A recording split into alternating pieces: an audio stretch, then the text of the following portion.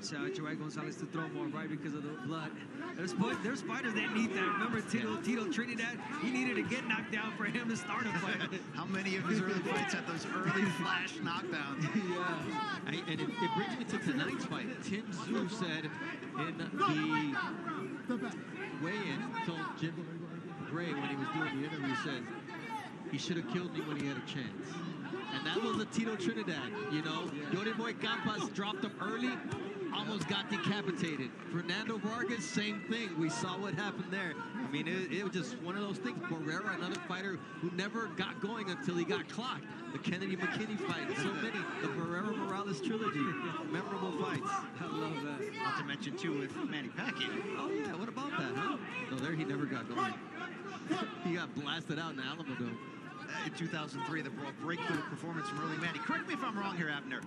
Figueroa switches stances a lot, and he's dynamic.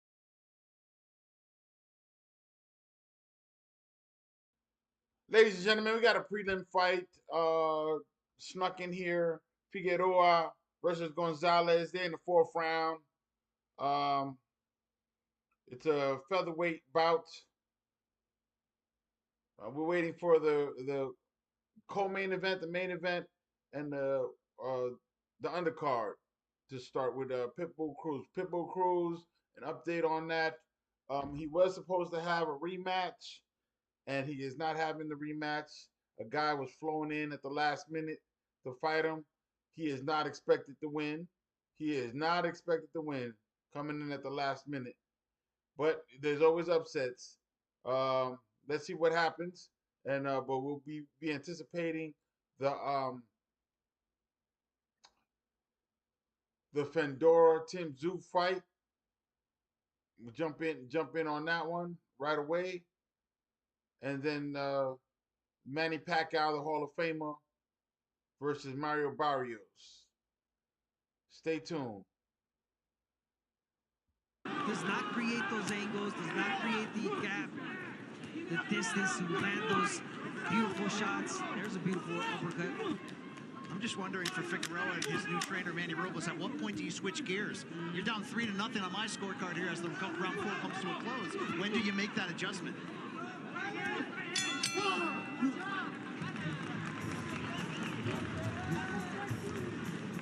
We are in Las Vegas, and everybody's talking about history. But what about this man? He is the title holder at 30 years of age. Mario Barrios is in the prime of his career. Winning the belt was a culmination of a lifelong dream.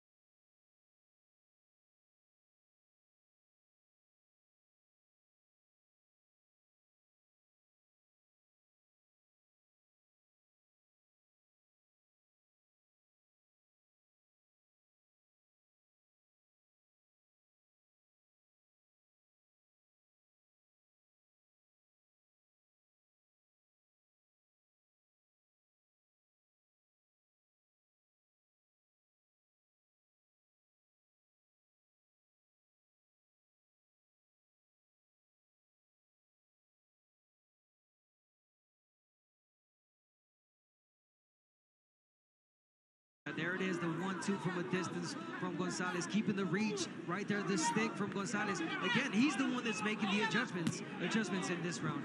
And you know, the thing about it is calling so many of Joet's fights is, why does he like to be here when he can be on the outside and use that advantage? Although tonight against Figueroa, he's got a 2.5-inch reach disadvantage, which is different for him. But yet, when he jabs, he out-jabs him. He jabs him because there's no jab given from Figueroa. He's not jabbing with you. So it's your distance against his because he's not giving you the jab to create his distance, speaking of Figueroa. Nice body work. Our unofficial score, Larry Hazard, has this fight 4-0 in favor of Gonzalez. But here we see Brandon Figueroa trying to mount a comeback in the 5th round. Some great body shots from Figueroa.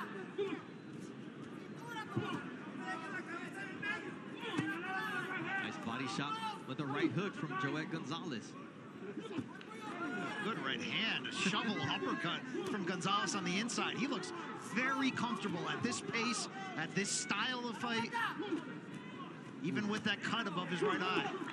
I told you the blood was, it's not even a factor with him. It comes with the bell ring. It's like Daniel Zaragoza, like he would get cut walking into the ring. But he knew how to handle that. Yeah. The blood is flowing on the outside of the eye, and that's helpful. But you don't see Figueroa taking advantage by trying to throw that left. Nice body work again from Joet on the inside. Really even round this.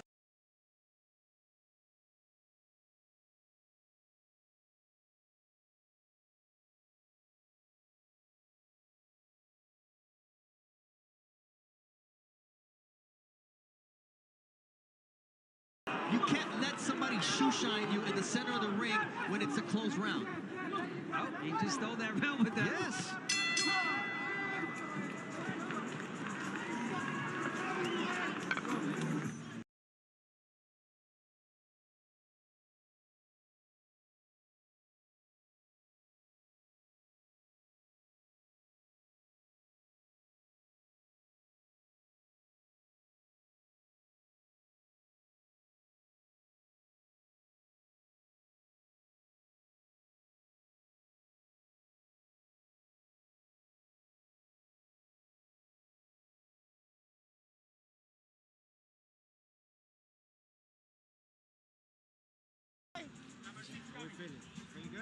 No dejes de moverme la cintura, no dejes de moverme la cintura dentro después de la combinación. Muévemela, muévemela. ¿Sale?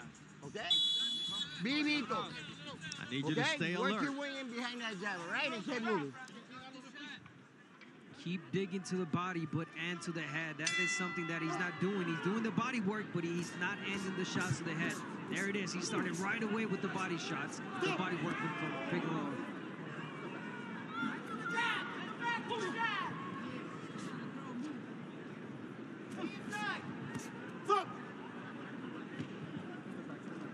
Bernardo Osuna alongside the 3-division world champion Abner Mares. We've got Brian Campbell and the Hall of Famer Jim Gray ringside, and things are starting to heat up in this phone booth. Oh yeah, Figueroa getting off a little bit more, letting his punches go. Smother most of them, but these are the flurries right here from Gonzalez. Tight guard.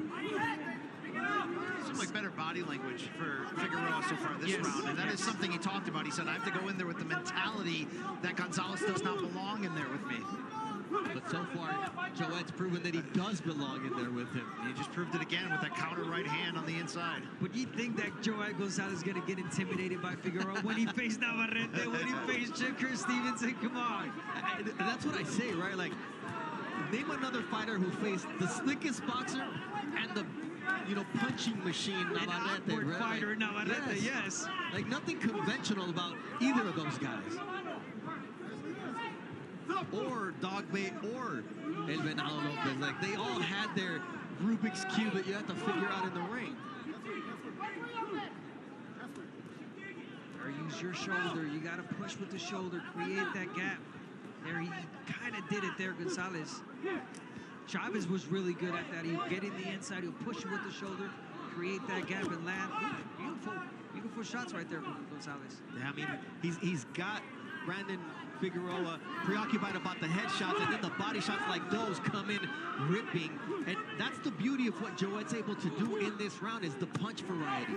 He's also answering any type of success that Figueroa is having outside of the norm, usually with that counter right hand, which has to jump out to the judges to show that he is in control in the center of this ring. But here's a good point. What do you guys think of this? I don't don't remember the last time Figueroa fought someone like Gonzalez. He's used to fighting guys that are on the back foot. He's got to chase them, easy, aggressive.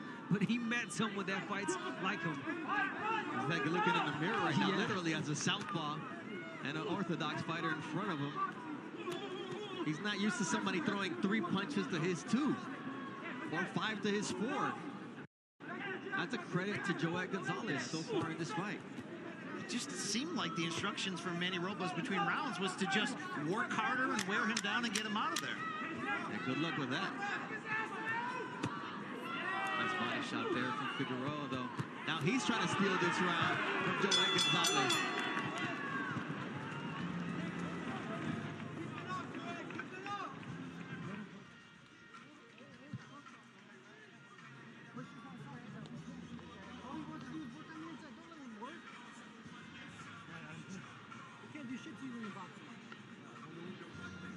You know who's working to the body and then into the head? Not Figueroa, is Joet Gonzalez. Good body shot there. Shoe shine, boom, and then he ends it with the overhand right that's been money maker for him this entire fight. There it is, the body work again. Wearing down Figueroa, and when he least expects the shot, he's expecting a body shot, and it comes up on top of the head. Fans starting to arrive here for tonight's main event featuring Manny Pacquiao. Joe Goosen, you've been watching from the perch up there. What have you seen through the 6 rounds? What adjustments does Brandon Figueroa need to make here? Well, Brandon Figueroa is unlikely to make a lot of changes. I mean, right now he's just getting out hustled by a guy that kind of fights just like he does. He's very busy. He's on the inside, except, you know, I think he's got his distance better than Figueroa has his distance down. Gonzalez is like landing like those type of shots right there to the body and then up to the head. He's really out punching Brandon, which is unusual. Most guys get out hustled by the Figueroa brothers. But, you know, at this point, it's not much to do because Gonzalez is smothering him, which is what Figueroa likes to do. He's getting beat at his own game, basically. And what could he do? He's got to be able to hurt Gonzalez and out-punch him, which means he's got to pick up the volume right now and do something that hurts Gonzalez. But he's not capable of doing that at this point. Appreciate the legendary Joe Goosen chiming in here in the 7th round. And yeah, I mean, the adjustments, we all see what needs to be done, but it's hard for either fighter, especially Figueroa, to do it against such a consistently persistent fighter in Joet Gonzalez. How about a jab from either fighter, please? We have not seen a single jab from them. They're all been body shots, uppercuts, short punches in the inside, but no lead hand. To that point, total punches, total jabs landed, 1 of 71 for Figueroa, 5 of 66 for Gonzalez. Great observation, Amber. They've been thrown, they just don't connect. But if there's ever an adjustment that Figueroa can make, is that the jab. There it is. Set up everything with your lead hand. Wait for Gonzalez to open up because he's gonna try to throw like you do, and boom, you throw your inside shots. I mean, we're already over 1,000 punches through 7 rounds of action. As you can see by those CompuBox stats, it's Gonzalez who is getting the better of the exchanges, and I think that's showing up definitely on Larry Hazard's scorecard. You wonder about the scorecards of the 3 judges on ringside. Yeah, only round 6 for Figueroa, which I also gave him, and the 1st round. Nice body work for Figueroa early, but then you see the recovery of Joet Gonzalez. The ebbs and flow of each round favor Gonzalez.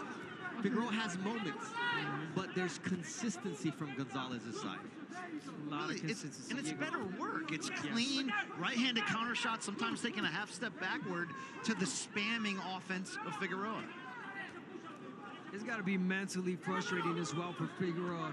You met your match tonight. You got someone that is hitting as much, if not more than you. So for Figueroa, it's like, man, what do I do?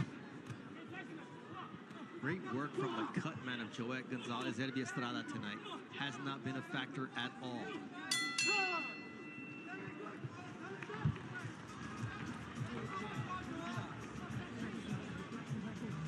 Listen. You gotta listen. You gotta listen to me, Brandon. Okay? You gotta get your head off the line. Don't stop leaving your head in the same place, right? You're working, but the head's gotta move. Take a deep breath for me. Take a deep breath for me. Want some water in your head? Yeah? Yeah. Put your head down. Right. You got that? Sácalo bien. Joet Gonzalez, not only is he comfortable in the pocket, he is patient. He waits for the right moment, the opening. There's the body shot. He blocks a few shots. High guard. He waits for the right moment. There's another body shot. A patient Joet Gonzalez. Touch him and go hard on the body. Touch him and go hard on the body, okay? Let's go. Let's go. Don't let him take you back. You push him back. Turn him around. You can hear some frustration in the voice of Manny Robles because he's been giving different instructions for Brandon Figueroa to follow, and yet it's pretty much been the same Brandon. Here he comes out firing downstairs, but he keeps his head on the line. That's the first instruction he got when he got to the corner. He's right there. You know who else, Joet, and you called this fight frustrated at moments, Navarrete. I remember watching that fight, and Navarrete was frustrated at times because he was throwing shots and the high guard from Gonzalez. None of the punches were going in, and the overhand that right was landing from Gonzalez. So we're seeing a little bit of that in this fight. Figueroa getting a little bit frustrated himself, and Gonzalez making the right adjustments and being patient right there. That fight ended with a standing ovation from the crowd, from the fans. So you really do understand how much heart Joet Gonzalez, how much desire, how those losses did not deter him from being here tonight, continuing to pursue his dream. Not everybody has an easy path. Not everybody has that golden road. And Joet Gonzalez, if he ever wins a world title, he will have earned it the hard way. And it's something he talked about. He said, you do suffer more losses at times than wins in life outside the ring. So he has the mindset that it's not always going to be perfect, but if he puts in the hard work, he keeps digging as he's doing right now to the body of Figueroa, he may be able to have big-time breakthrough success. And have more than halfway through this fight, he's having that success. It was a chopping shot from Figueroa to the back of the neck of Joet Gonzalez. Nice body shot there from Joet, follows it up with an overhand right. I mean, just the inside work from Joet Gonzalez, but it all has to do with the head placement of Figueroa. It's so predictable. Combination on the inside there from Gonzalez. There's been a lot of deterioration also for Figueroa. He's been in a lot of battles.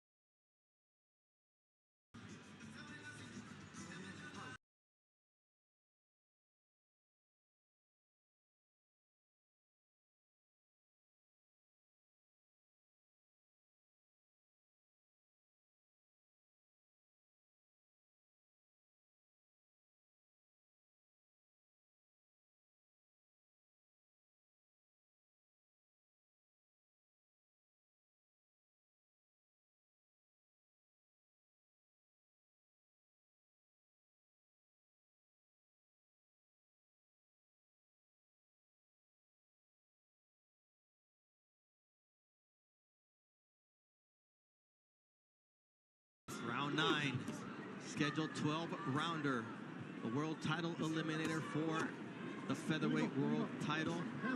And Brandon Figueroa is going to have to figure something out here in the final 4 rounds of this fight. I mean, you never know how the judges see it, especially with Figueroa constantly pushing the pace. Sometimes that activity can be rewarded, but this has been a commanding breakthrough performance up to this point from Joet Gonzalez. Oh, you're right. Yeah, it's been Figueroa at moments pushing Joet Gonzalez back. But yeah, most of the rounds it's Gonzalez commanding and landing the cleaner shots. And if you're wondering maybe the onus of why Figueroa wanted to switch trainers and go back, as he says, to the Brandon of old, some of that might be explained statistically. In his last 4 fights at featherweight, according to CompuBox, he's only averaged 57 punches per round, which is the featherweight average. How about the 8 previous fights at junior featherweight before that? He averaged 97 punches per round. That is the Brandon of old. But sometimes, as we say, the Brandon of old can smother his own work and be too many arm punches.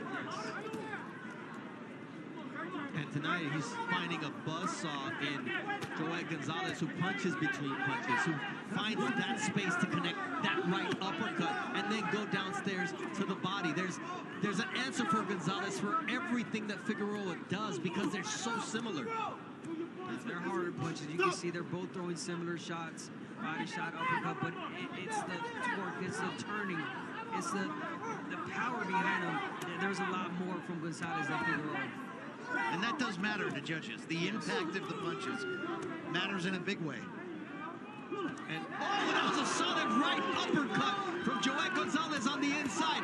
That wakes up Brandon Figueroa, but that was a damaging shot.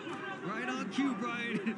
Brian said the hard punches are the eye-catching. They do a lot of damage. You see that sweat fly off the hair. You can certainly guess how hard of a shot that was. That was a left hook now from Joet Gonzalez. The punch variation has been the difference in this fight because that's allowed him to land punches that Figueroa does not see.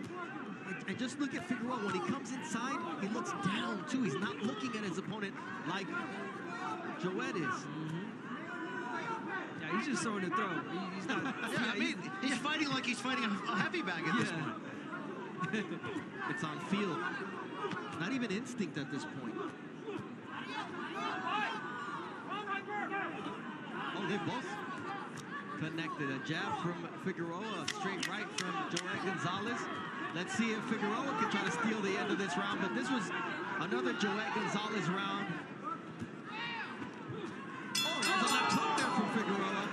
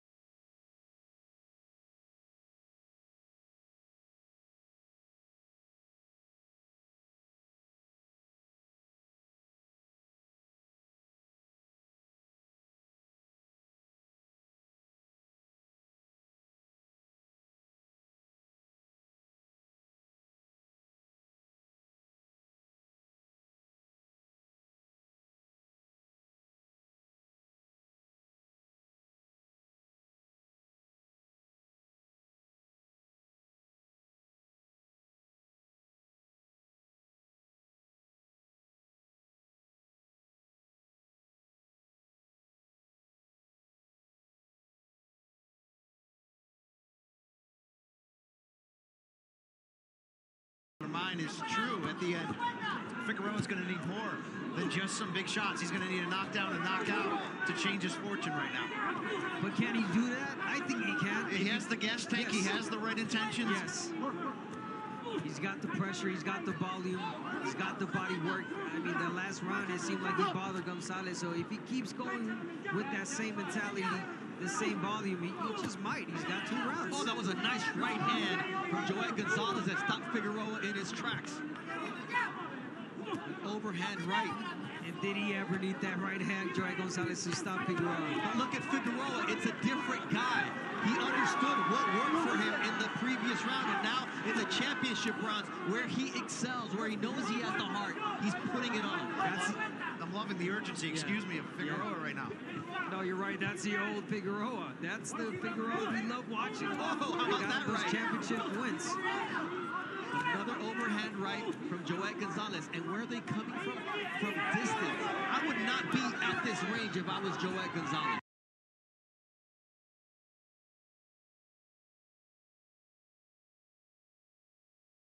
Back and throw a hard shot. And he's done that a few times, Gonzalez, and he landed.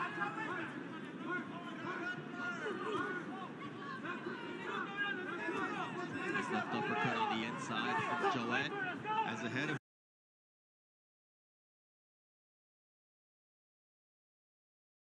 Figueroa does not move at all. Figueroa's output has dipped here considerably over the last 30 seconds. Starts to unload again in the body. That's a big shot.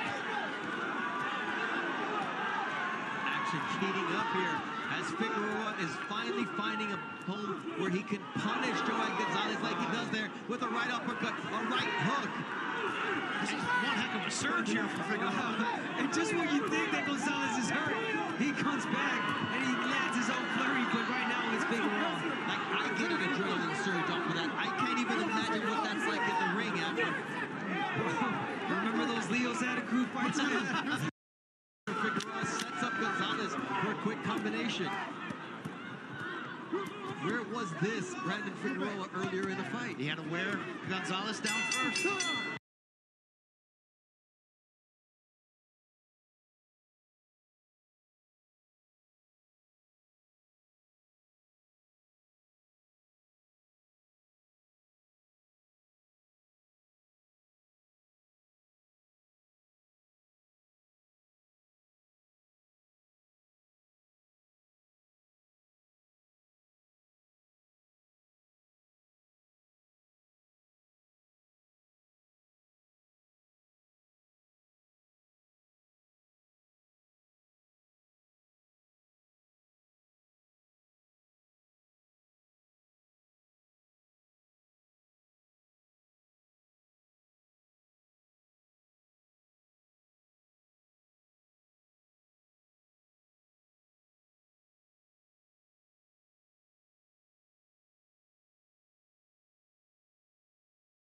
There's actually a cut on the lip of Joel Gonzalez on the right side of his mouth that's also bleeding. It seemed like it. Buckle up, guys. Here we go. Look at Figueroa with a running start with that right hand of the body. Either of these fighters are going to take a step back. This is the last round. There has been some close rounds. It seems like Figueroa has won the last 3, perhaps 4. And Joel Gonzalez and the team, the corner, they know this. So Joel Gonzalez has to go out there and close the show. In Figueroa's favor, he looks like the fresher fighter. You wonder, though, maybe the judges were a little bit closer to his side in some of these close rounds. Is he in position here without a knockdown to potentially backdoor this decision? If they get that far, we're going to find out. Oh, yeah. But if you're Joel Gonzalez, you want to be smart. You don't want to be in there waiting for Figueroa to start doing what he was doing the last couple of rounds. Throw his flurries, throw his hands up. Take a step back. What was working for you? The distance. There it is. Push him with the shoulder. Look, Larry Hazard has it 107-102. What does your scorecard look like at this point? I've got it 106 to 103 in favor of Gonzalez here entering in this final round. It's a close fight. I mean, can Figueroa drop Gonzalez and maybe get closer But It only became a close fight once Gonzalez started slowing down just enough for that constant pressure of Figueroa to begin to overtake him. and the face of Joel Gonzalez does not tell the story of this fight. It just happens that this guy seems to end up looking like this time and time again. Nice left uppercut from Figueroa, then a left hook from the Texan. A lot of shots thrown by Figueroa, a lot of arm punches, but it's more volume from him, and it's bothering Gonzalez right now. Excuse me, he's throwing from distance more in this, just a half step back. And I think we're seeing the difference for Figueroa when he does that. He's landed 6 punches more, but he's thrown 300 plus more, surpassing the 1,015 punch mark at this point for Figueroa. We told you it was going to be an offensive matchup, and both fighters have delivered. Good luck if you are a punch counter this evening ringside. Have some sore fingers.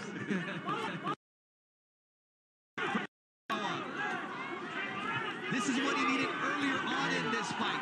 This is the fight that we expected from Figueroa. Him to show his class, him to show his experience. He's doing it in the championship rounds. And Gonzalez continues to stand there, toe-to-toe, as we close out the final 10 seconds. It's been a heck of a fight.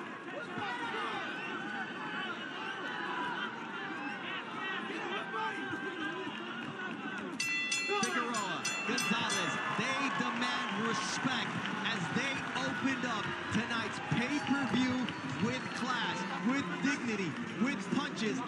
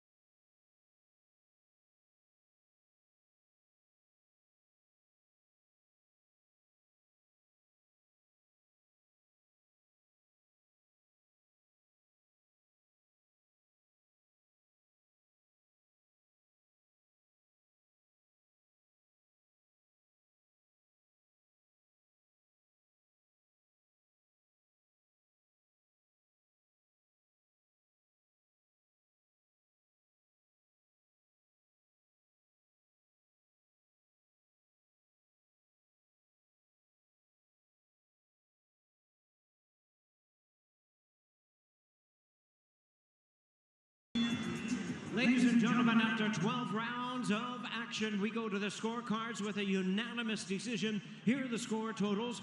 Judge at ringside, Chris Migliore, scores about 115 to 113.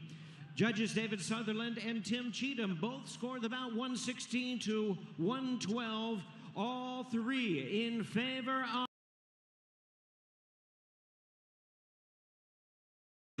just cannot catch a break, gentlemen. A winner by unanimous decision, but 2 out of the 3 judges gave Figueroa the last 6 rounds.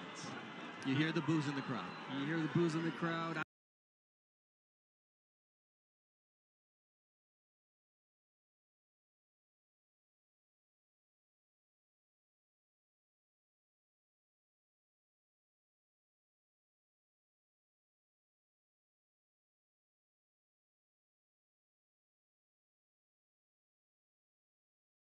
Had a few of these at the elite level. Look, I've had the pleasure of doing commentary with some greats, and they say these are the type of fights that you leave a little bit of your soul in, a little bit of yourself in, and you don't come out the same man that you entered. And Joel Gonzalez, unfortunately, has had several of these fights in his career. All right, we move on towards what was supposed to be a rematch fight for Isaac Pitbull Cruz. But man, boy, has his star grown since that eye-opening performance against Gervonta Tank Davis, winning a belt against Rolando Rolly Romero. Now he'll take on a young man who was on the undercard until Friday's weigh-in, and we're talking about Salcido, because he is a young man, Omar Salcido, who came from Hermosillo, was scheduled to fight for 8 rounds, and he said, I'm not going to let this train pass me by. I'm jumping on, and I'm going for glory against one of the best-known fighters in Mexico today. Ryan Custer takes a deeper look at this exciting fight after this word from DraftKings.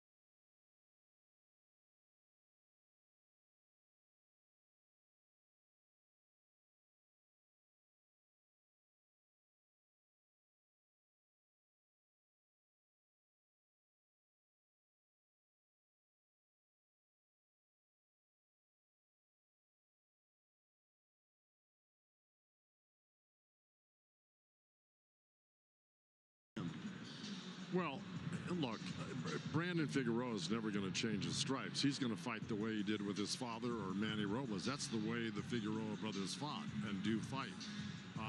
You know, I would just say this. You can improve what he does by certain drills in the gym, but that's getting too technical. The bottom line is he's never going to change his style. That's the way he likes to fight. And you just got to shore things up, tighten it up, and then, you know, put the work in the gym where you're able to throw much more punches than he threw tonight. Yeah, and obviously start a lot faster. Now listen, 30 years ago, because we got to talk about the main event tonight here on pay-per-view. Yeah. 30 years ago, the year was 1995. What happened in 95? Well, Manny Pacquiao made his professional debut. And in 4 fights into that pro career, Mario Barrios was just 2 weeks old. It's crazy to think that Pacquiao already had a Hall of Fame career in 2004 by the time Barrios was even old enough to vote.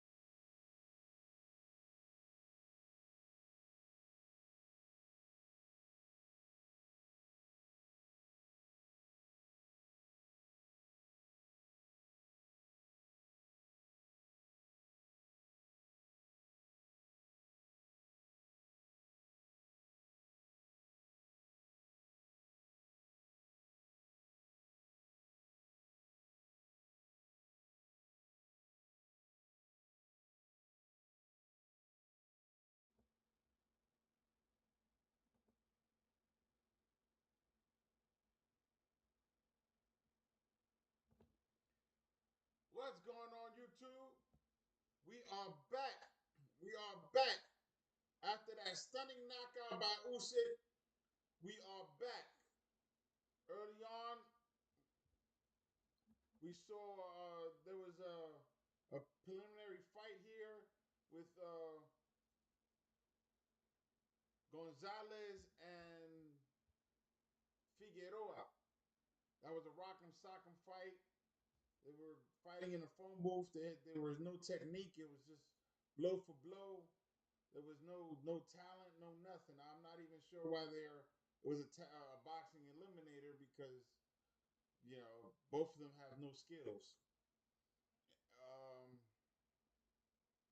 So that's why I really didn't cover it. The guy who was actually winning was Gonzalez, but his face was toe up from the floor up.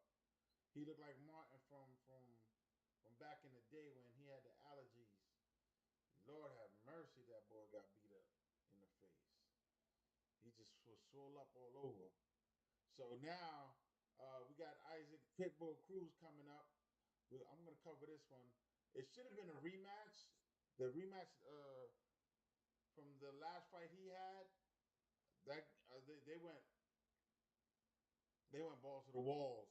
So that was a pretty decent match. But I guess the other guy pulled out, said he didn't want no more smoke.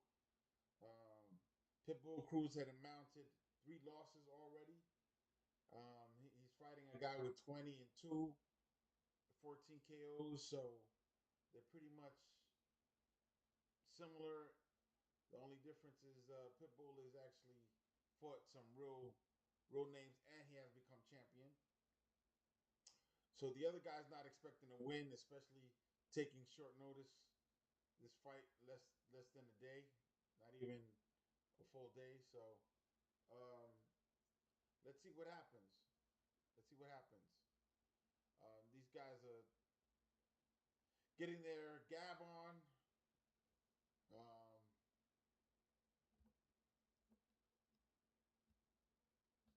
So we'll see. They're playing a lot of background music, and that's just calls for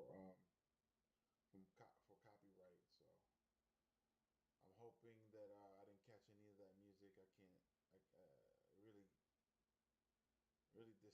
have distaste for copyright over some background noise. But okay, YouTube. That said, we are waiting for the ring walk between Isaac Pitbull Cruz and his new opponent. Again, that guy's not expected to win, but upsets have happened. Omar Salido. I think he's a Mexican too, so it's gonna be Mexican against Mexican. Hopefully, this is not another, rock'em sock'em fight where they're just standing there hitting each other in the arms and in the face with uppercuts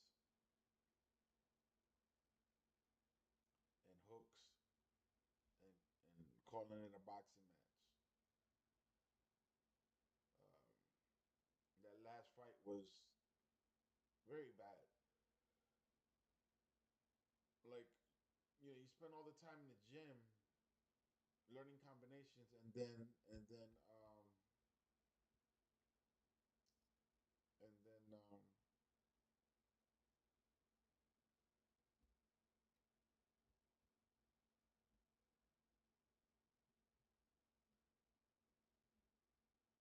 do that kind of performance. You don't move around. You don't avoid getting hit.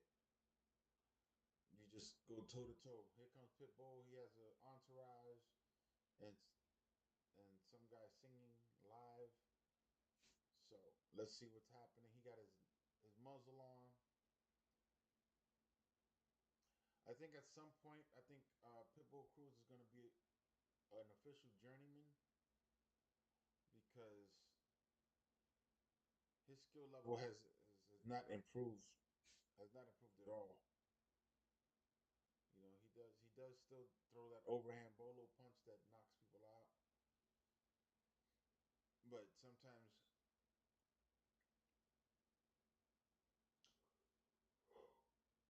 he's not successful. He's on his way to the ring now.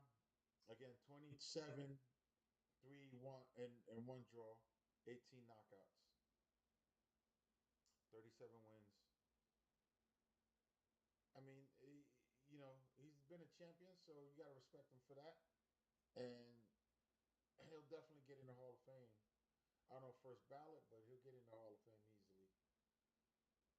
Isaac Pitbull Cruz. His style was kind of like Mike Tyson at one point, but it's just deteriorated since then.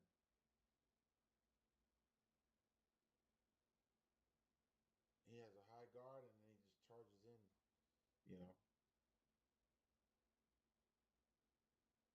If you can avoid that overhand right, excuse me. If you could avoid that overhand right, then then you're in. Then you're in. Isaac Pitbull Cruz would not have anything for you. You can keep him at bay. He's short. If you keep him at bay and you move around, then he would have nothing for you because he can't get in close and throw those bolo punches. But now they're in the ring. I'm looking forward to see what he's got tonight. It's Mexican versus Mexican. Again, it should be like the last one, Rock'em Sock'em. Jimmy Lennon is in the ring. Let's hear what he got to say. Here in Las Vegas, Nevada, we continue the action with Premier Boxing Champions. This time we move into the super lightweight division, and it's all brought to you by TGB Promotions in association with MP Promotions and Box Stars, and sponsored by DraftKings Sportsbook. The crown is yours, and also brought to you by Universal Pictures. Nobody 2, only in theaters August the 15th. Now, this bout is sanctioned by the WBC President in attendance, Mauricio Sulaiman, introducing our 3 judges scoring from ringside. From New York, Max DeLuca. From Connecticut, Don Trella. And from New Jersey, Steve Weisfeld. Introducing to you our referee in charge. He'll be giving instructions after the introductions, Mark Nelson. All right, fans, here we go. 10 rounds of boxing in a battle of Mexican warriors for the WBC Interim Super Lightweight World title. Introducing to you first on my right, fighting out of the red corner, wearing black trunks, hailing from Hermosillo, Sonora, Mexico. He weighed in at 139.4 pounds with a record of 20 wins and 2 losses. He has 14 wins coming by way of knockout. Ladies and gentlemen, please welcome the battle-ready super lightweight warrior, introducing Omar Super Salcido. And his opponent across the ring, fighting out of the blue corner, wearing gold trunks, cream trim, hailing from Mexico City, La Ciudad de Mexico. He weighed in at 138.8 pounds with a record of 27 wins, 3 losses, and 1 draw. He has 18 wins coming by way of knockout. Ladies and gentlemen, here's the current world rank contender and the popular and all-action former WBA super lightweight champion of the world, Isaac Pitbull Cruz.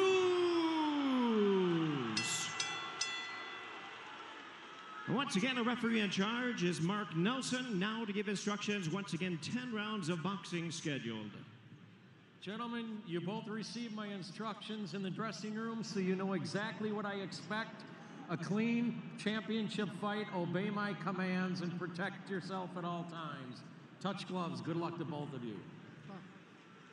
In these sensitive times where words mean something, what I meant to say or allude to, Jimmy Lennon Jr.'s nickname is the classy Jimmy Lennon Jr., so I was not disparaging the rapper Charro Loco. I was giving him credit, but the man is as classy as they come, and that's why he's in the Hall of Fame. All right, 2 men who dream of getting into the Hall of Fame someday. Isaac Cruz, the Pitbull, comes out and does what the Pitbull does. Yeah, attack. He gets after it right away, going to the body, figuring out how tough Salcido. All right, so Pitbull is doing, like he said, what Pitbull does.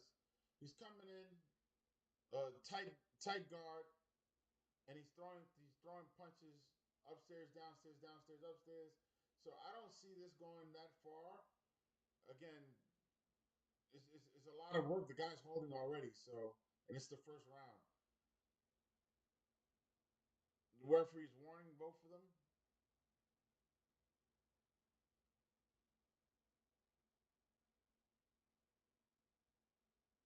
Pitbull is going with hooks to the body.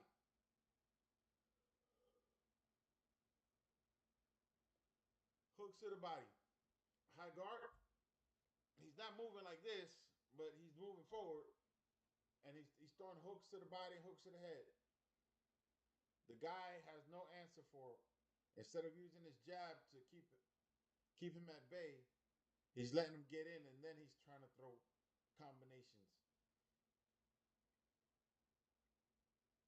At this pace, maybe this will last 3 rounds, maybe 4. I don't know how durable this guy is. He took the fight at the last minute.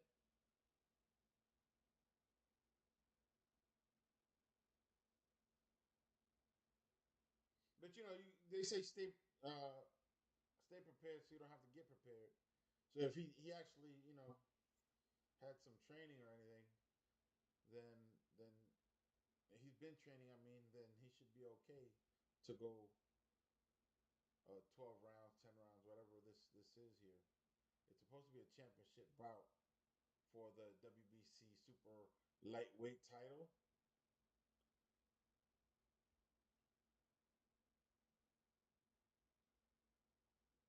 So it's a 12-round fight. First round, Pitbull Cruz is attacking, combinations, controlling the fight, and that's it. He's throwing hooks to the body, hooks to the head. He's slowing down a bit now towards the end of the round. There's 34 seconds left.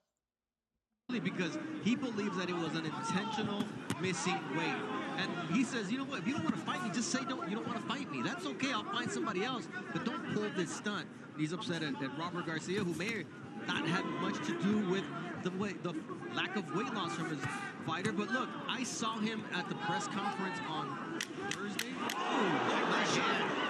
And I said, how's he going to make weight? And he didn't. He couldn't.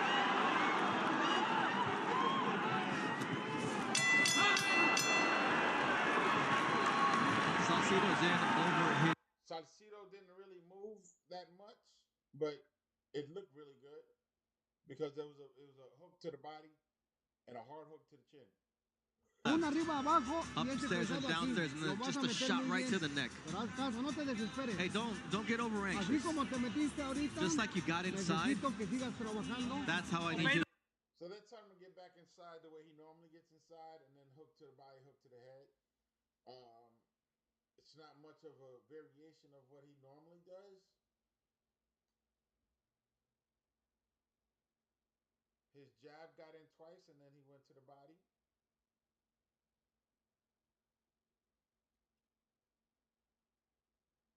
So Pitbull is going in. He's going in. He looks calm. He doesn't look anxious at all.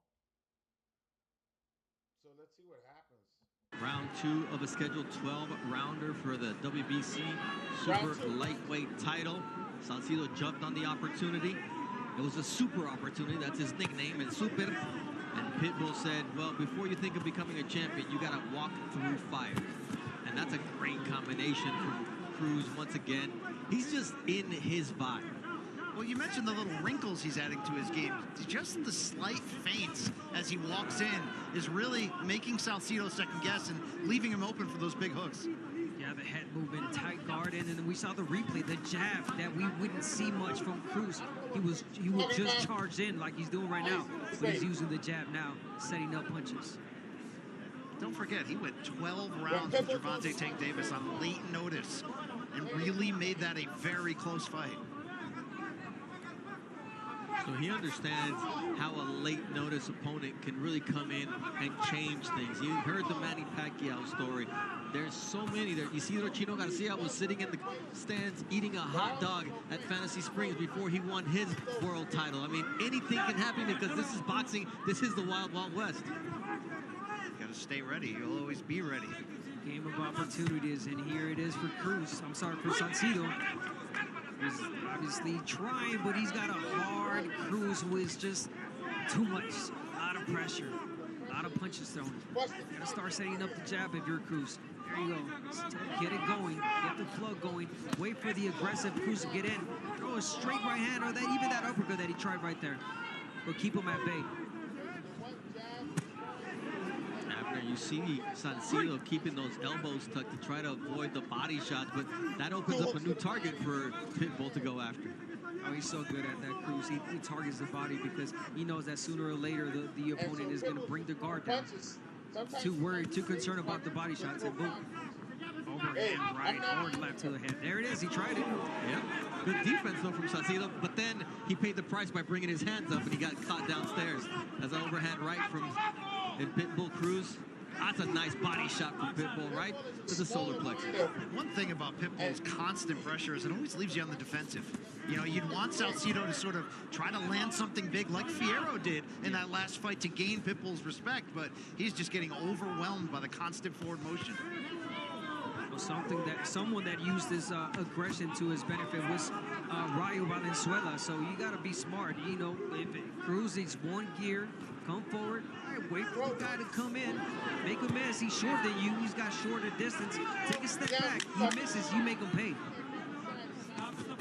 Nice beautiful hook there from Salcido.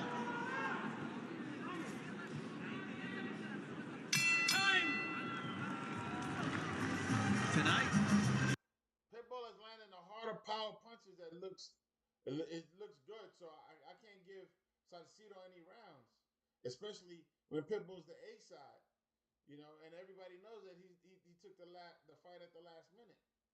He wasn't even on the card yesterday. Or he got on the card yesterday, excuse me.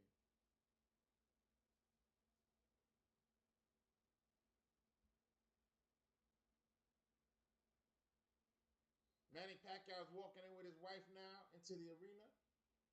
So he's not even warmed up yet. He's strolling. He looks calm. He looks holding his wife's hand now. He looks calm, so he doesn't look like he's anxious or anything. Being that this is his first fight actually back, for a championship title. It's definitely a money grab for him. In this power, and he's always been about wanting to give back to the fans and show what he can do tonight. Maybe an uphill climb on the betting odds, but you got to believe boxing is behind him here as he's bringing back the old nostalgia of the prime Pac-Man. I'm looking forward to the Fundora Tim Tszyu fight.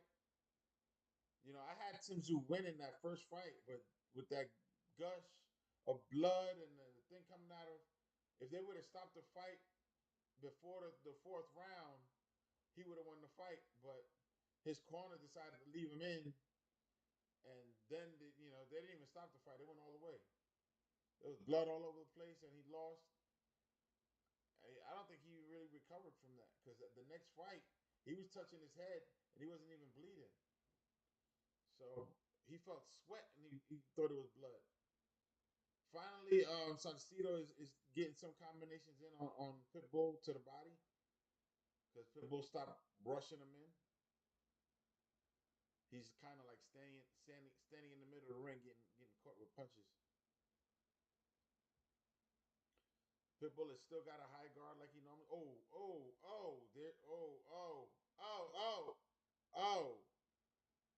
Pitbull is catching him with hooks on the head. He's just coming in like he normally does, coming in like this, and he's landing those hooks to the head. Hard hooks. So he has you on the back foot. My man Salcido got it. He got it. And that's what he did against Rolly Romero, knocking him out to claim that title. He had an answer anytime there was open space. Salcido got a hard chin. He got a hard chin.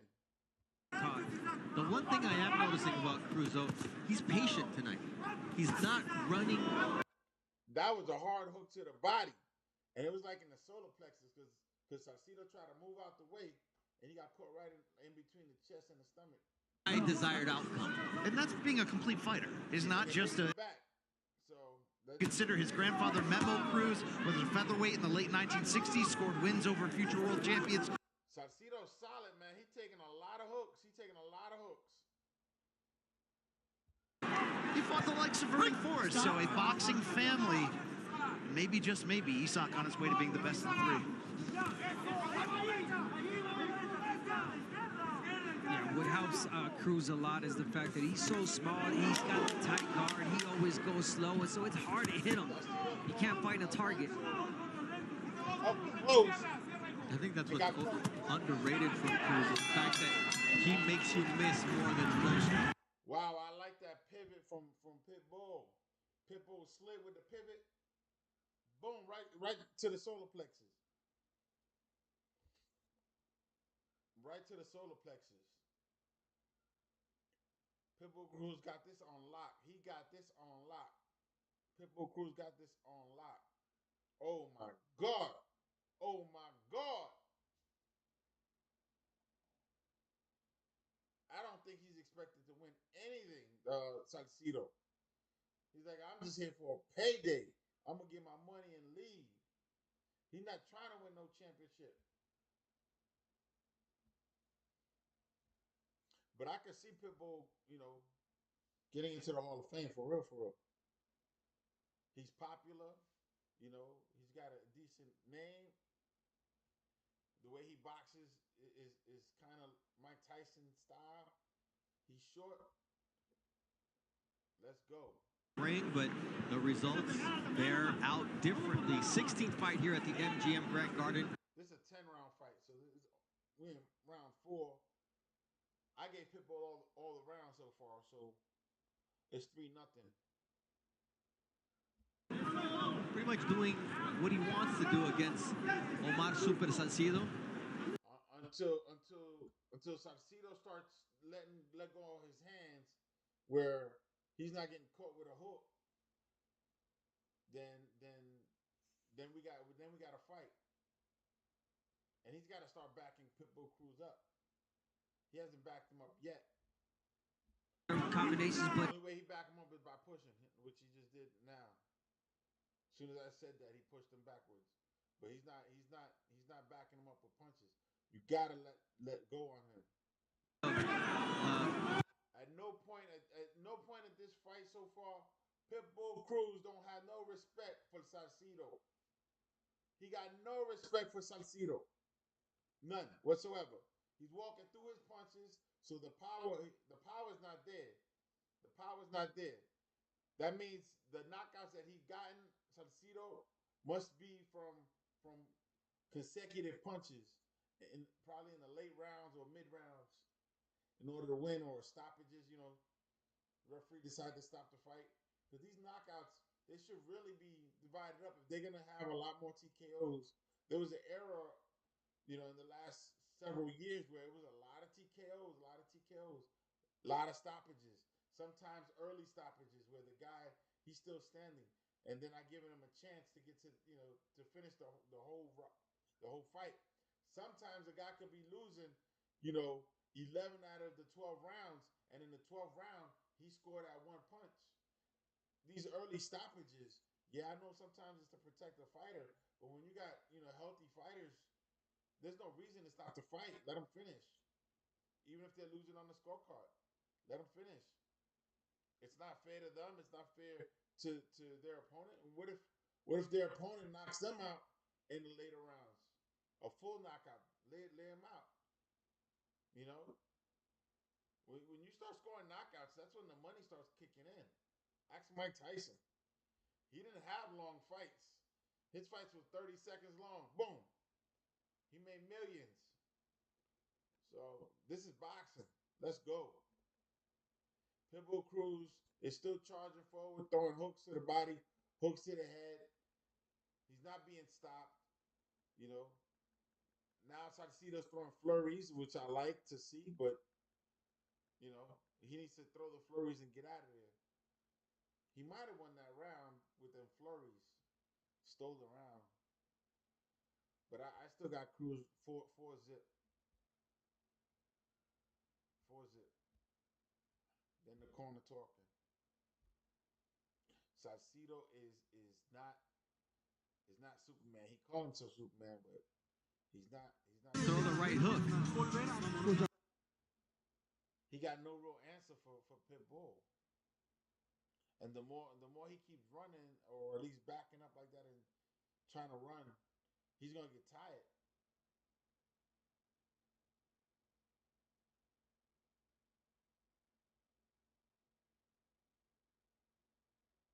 Here's the slow-mo of what's been going on. Salcido throws a jab, a 1-2 touching the gloves, and then he finally gets like a slant uppercut. It's not really a full uppercut, it's just at an angle. He gets one of those in on Pitbull. Speaking of Salcido, I'm sorry. But Goosen. There is Omar Salcido with the long overhand right. Has it like me. You know, it's straight. It's straight.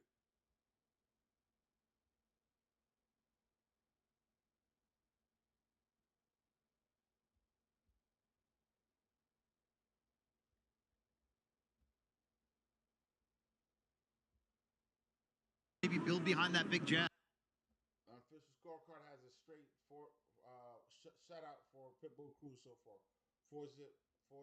Coming all day long, coming forward, throwing a lot of punches. But at least make it count. Come on, Salcido, you got to land those shots. You can't be mad. Look, you can't be mad at Salcido for not performing, because he wasn't even expected to perform. So now he's in here with a monster who's freaking left, right all day, and he don't know how to handle it. He should have took this fight. He's gonna lose. He's not expected to win. I don't even think there was betting odds against him until last night or this morning. There's no way he's expected to win taking a fight on short notice. There's no way. And then a championship opportunity or whatever. There's no way. There's no way. Isaac Pitbull Cruz is getting a gift because his opponent, the guy he fought before, he knows him. So I don't know what happened, but he pulled out of the fight at the last minute. He said, "Nah, I'm not dealing with this." And now Salcido in here getting salsal. Oh, he's starting to break it down now. I want to see a little bit more body work from Cruz, though. There's still legs behind Salcido. And Cruz is using the jab to get in. Yo, my man, please stop spamming my thing. No one's going over there. Please stop spamming.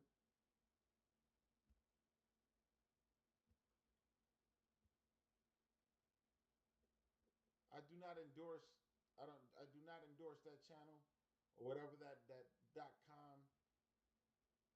Please don't even go over there. They got viruses and stuff or whatever. I don't want your computer to get messed up. You got cookies and attachés that who knows what they do.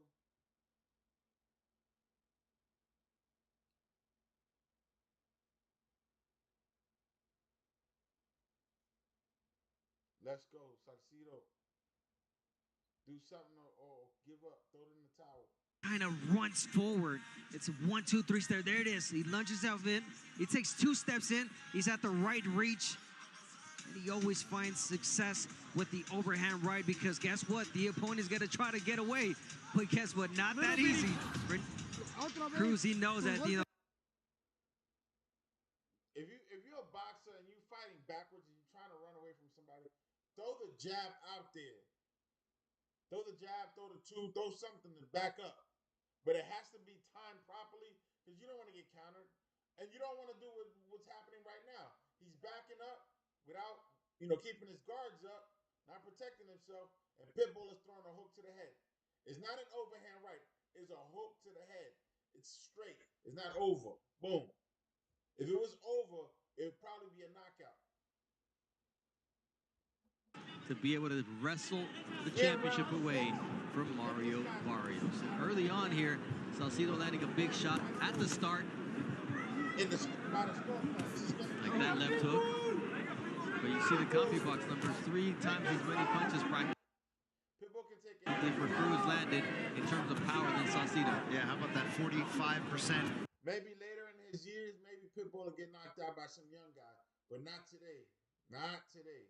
That guy takes a lot of punishment. A lot of punishment for no reason. Just because he likes to charge in. But he comes in with a hook to the body, hook to the head.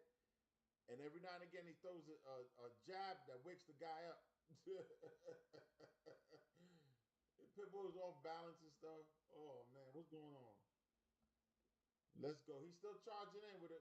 Oh my God. Again with a hook to the head. Hook to the body. And Pitbull's throwing jabs. He just threw an uppercut. The other guy should be throwing jabs because he's taller. Plus at 140 for him. He's so Salcido is getting salsal.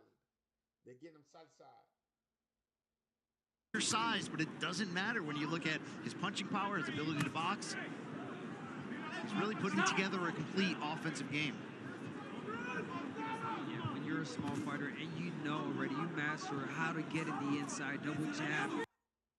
But when you're inside, it's like, wow, you got in here quick. Looks rudimentary, but it's not. There's angles to it. Oh, yeah. And he just looks a lot sharper tonight than he did in that victory over Angel Fierro. Even earlier this year, that was a back-and-forth war. Fierro was bigger, and he was certainly game. But there's a new swagger and confidence even upgraded. Nice uppercut there from Salcido. Go ahead. Yeah, I mean, look, at the end of the day, we can't pump up Salcido too much because there's a different level of skill and different level. He can't get on Salcido because he took the fight at the last minute. Not because he got a skill set. He knows how to box. I can see he got some skills, but he's not utilizing them because he don't know how to handle a pressure fighter. That's just lack of knowledge. He knows how to throw a jab. He knows how to throw a 2. You can see the combination. The problem is that Pitbull is putting pressure on him. He's walking through his jabs. He's walking in with hooks to the body, hooks to the head, instead of fighting back with like a flurry or barrage of punches, because that's how you got to slow him down. You got to slow him down. The only way to slow him down is have him reset. And the only way he resets is when he backs up. But if you try to move around, what he's doing, moving around with his guard at his waist, he's shuffling around the ring. Salcido's moving around just like I am, but with his guards down, he's shuffling. He's getting caught. Boom, boom. And it's looking bad. So the judges cannot be giving him those rounds when he's running backwards, and instead of doing something, he's not doing anything but getting hit.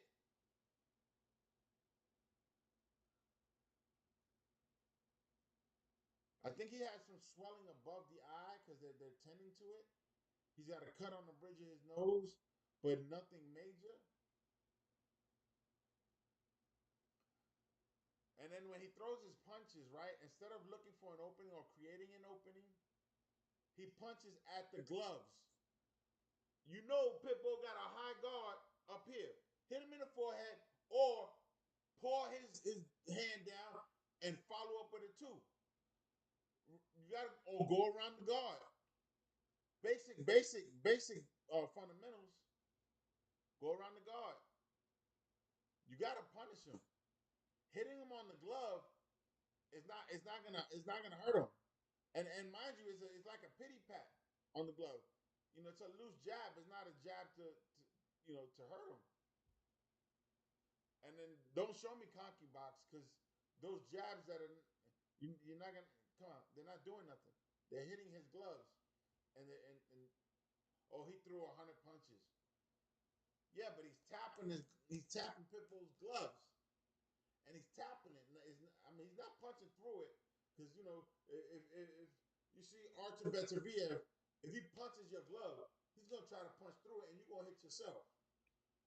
That's not what's happening here.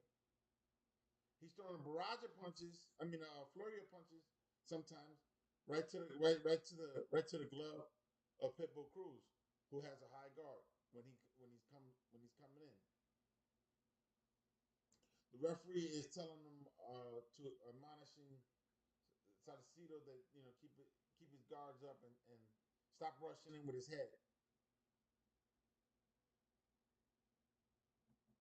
That gave Pitbull a little nice break. He caught Appreciate the insight from the Hall of Famer Joe Goosen here in round 7 of a scheduled 10-round fight. And to Joe's point, Salcido's been a bit of a late starter throughout his career. In fact, the 2 fights that he was knocked down in against Jose Nunez and another time in his career there against... You got a 10-round fight. There ain't no such thing as a late starter if you're starting at the 6th round to do anything. He's not doing that much anyways. He's still getting chased down, and now he's holding. That's not doing anything. That's protecting yourself, from getting knocked out. You start holding... Yeah, you protecting yourself from getting knocked out. I ain't mad at that. But you ain't winning the fight. I am not mad at that. And then there's this content creator talking about the no running rule. Let's talk about that. If he wants rock and sock him or he don't want nobody running or moving around the ring, go watch Power Slap. Or whatever it's called, where the guy stands there and let the other guy slap him in the face. You're not in boxing, bro. Stay out of boxing. You don't know what you're talking about. You don't know what you're talking about. You ain't never lifted a glove in your life unless to take a picture with it. You ain't never been in the ring. Got any awards, no championships.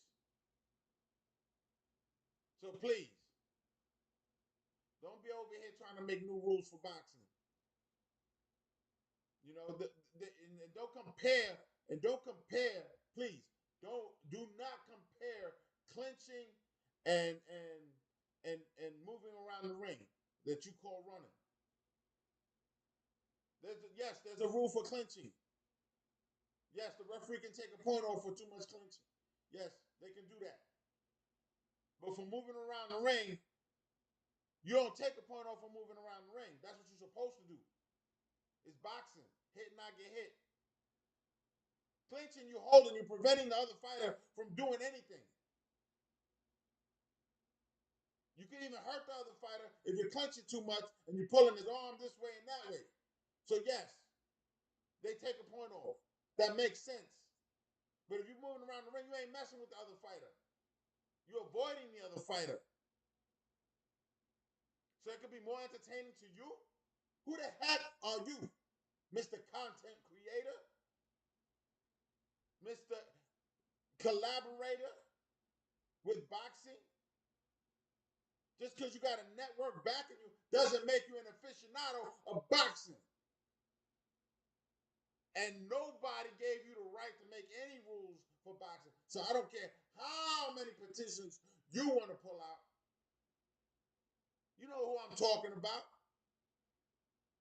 You can sign as many petitions as you want, and it ain't going nowhere. It ain't going nowhere. It ain't going nowhere. Why? Because you're supposed to move around the ring. You start telling boxers not to move around the ring, they're going to get concussed. Or they're just going to stand there and block like Cesar Chavez Jr., who stood there with a high guard and didn't do nothing. He didn't run around. That's boxing? That's what you want to see? Somebody standing there with a high guard getting punched? Please. Get out of my sport, man. Get out of my sport. I don't care who's following you. Get out of my sport. You can commentate all you want, but you ain't going to be starting making rules. And anybody who signed a petition don't know nothing about boxing. So you're on that list. Whoever signed that list, we know who you are. It's public. Keep signing stuff and looking stupid. Back to this fight, man. Salcido's getting run down now. It's getting later in the rounds. No one expected him to win. There's no reason to judge this fight, really. They need to stop it at this point.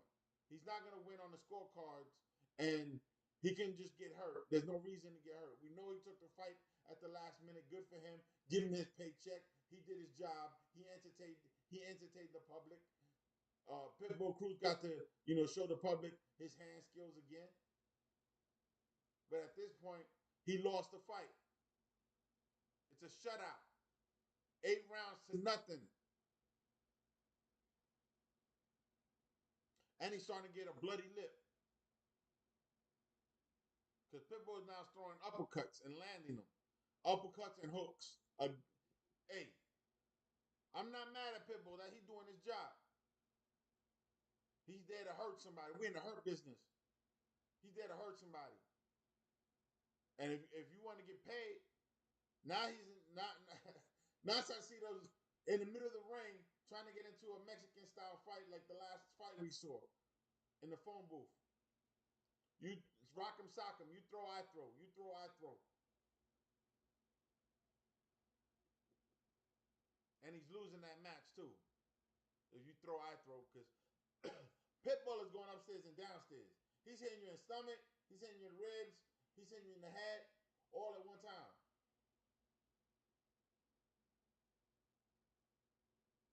And his face looks fresh, so he looked like he could go another 10 rounds. Pitbull looking fresh as hell. No scars, no scratches, no nothing.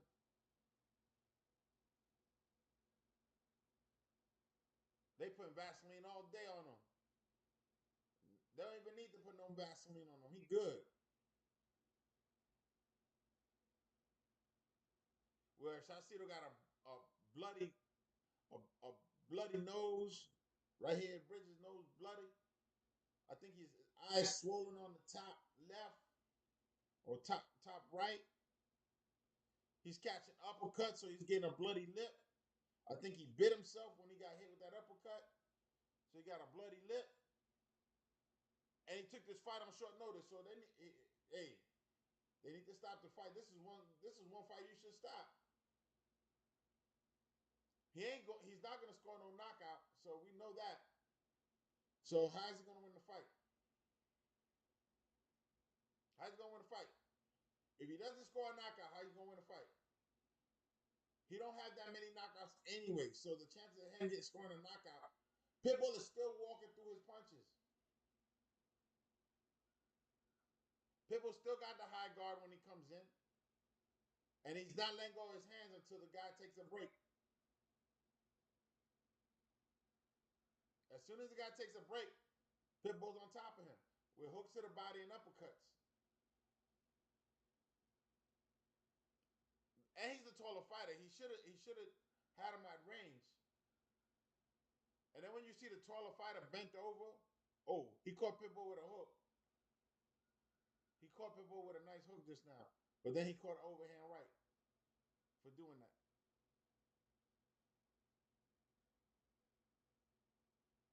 But this, back to the other situation. There's a difference between running and clinching. That's why you take a point off for clinching, because you stopping the other fighter from doing stuff. You ain't stopping the other fighter from doing anything. So there's no reason to take a point off if you're running or moving around the ring. Now, I know Turkey Al Sheikh talk about that Tom and Jerry stuff. Hey, okay. He don't feel, Tom and Jerry running. He's short in the ring. He went from 20 to 20, 20 by 20 to 18 by 18. And 20 by 20 is about 18 by 18 anyways inside the ring, and then the 18 by 18 is like 16 by 16 because you have the apron and then you have the ropes. It takes it in a couple of inches. So if you got a smaller ring, hey, there's less running, more engaging. But you can still stand there with a high guard like Cesar Chavez Jr. with Jake Paul, or with Mike Tyson versus Jake Paul, with Mike Tyson biting his lip and just and letting Jake Paul throw jabs at him, at his gloves or whatever. You can stand there like, and then there's the opposite effect where you got William Skull shuffling around the ring, avoiding punches. But then Charlo did the same thing with Canelo. Nobody said nothing after that. It was like they blamed it on Charlo. But Canelo needs to learn how to cut off the ring. Canelo's a multi-divisional champion. Why don't you know how to cut off the ring? He run. Your job is to cut off the ring as a champion. The more he run, you won't win the fight anyway if he keep running. So you got a choice to make. You could chase him, or you could cut off the ring and punish him for doing it. Then you force him to fight. Because once a guy's pinned down, he got two choices: either get knocked out, take a knee, or fight back. And right now, hey, this boy Salcido, he baked. He is so baked. He is so baked. Now, they're talking about the main event. Some action. Unfortunately, Salcido is just on survival mode, making it difficult for Cruz to land some big shots. But here it is. Pitbull Cruz is still throwing this dude Salcido taking a lot of punches with his face. He catching a lot of punches. And I'm talking about hooks, on top of hooks, uppercuts. Pitbull Cruz is hitting him with everything on the inside. Every short punch you can throw on the inside, he's throwing on Salcido. Salcido is done. Done, done, done, done, done, done. When it comes to the Manny Pacquiao versus Barrera, I'm looking for final round. Not a single round for Salcido. I'm looking for an upset. I'm looking for Pacquiao to win. I'm looking for an upset. And not because of nostalgia, because Pacquiao's team and his wife believe that Barrera is beatable. They saw something in him, and they're capitalizing on him. Remember, Manny Pacquiao hasn't been boxing for over 4 years. Almost half a decade. almost half a decade. All of a sudden, he jumps up to the top for a championship fight. Yes, he's a Hall of Famer. They gave it to him. They gave it to him. He had no warm-up fights, no lead-up fights. Yes, he did some exhibitions with, different sized guys. And in that last exhibition he had, he did not look good. But, he was eating Cheetos and whatever on the couch and then decided he wanted to, throw hands. He didn't, like, if you look at the video of him doing that exhibition and look at him now, it's like two different people. He's in shape now. He lost all that weight and stuff. But I think that they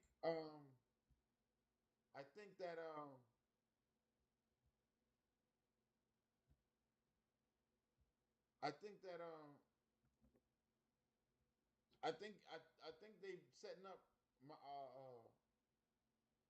what do you call it? Mario Barrios to lose. I think they're setting him up to lose. I really do. Pitbull just leaned in so much that if Salcido's smarting, picks him up with the... These guys are talking about how Salcido can get him with an uppercut. Uh-oh, they took a point off. It was a very purposeful hold. Yeah, stop the momentum. It's been the left that's been doing damage this round, and now he has to hold on and take. They took a point off. They took a point off from Salcido. I told you, they took a point off from Salcido from holding, and then he wasn't holding. He got knocked down. Like, this is not helping. He wasn't winning in the scorecards. They should stop the fight. You put whoever you want in front of me, and I am going to take them out. So in the last round, the referee takes a point off, and as soon as he takes a point off for holding, which makes no damn sense, the guy's losing in the fight. But he took a point off for holding, and then what do you call it? Scored a knockdown. He kind of pushed him down.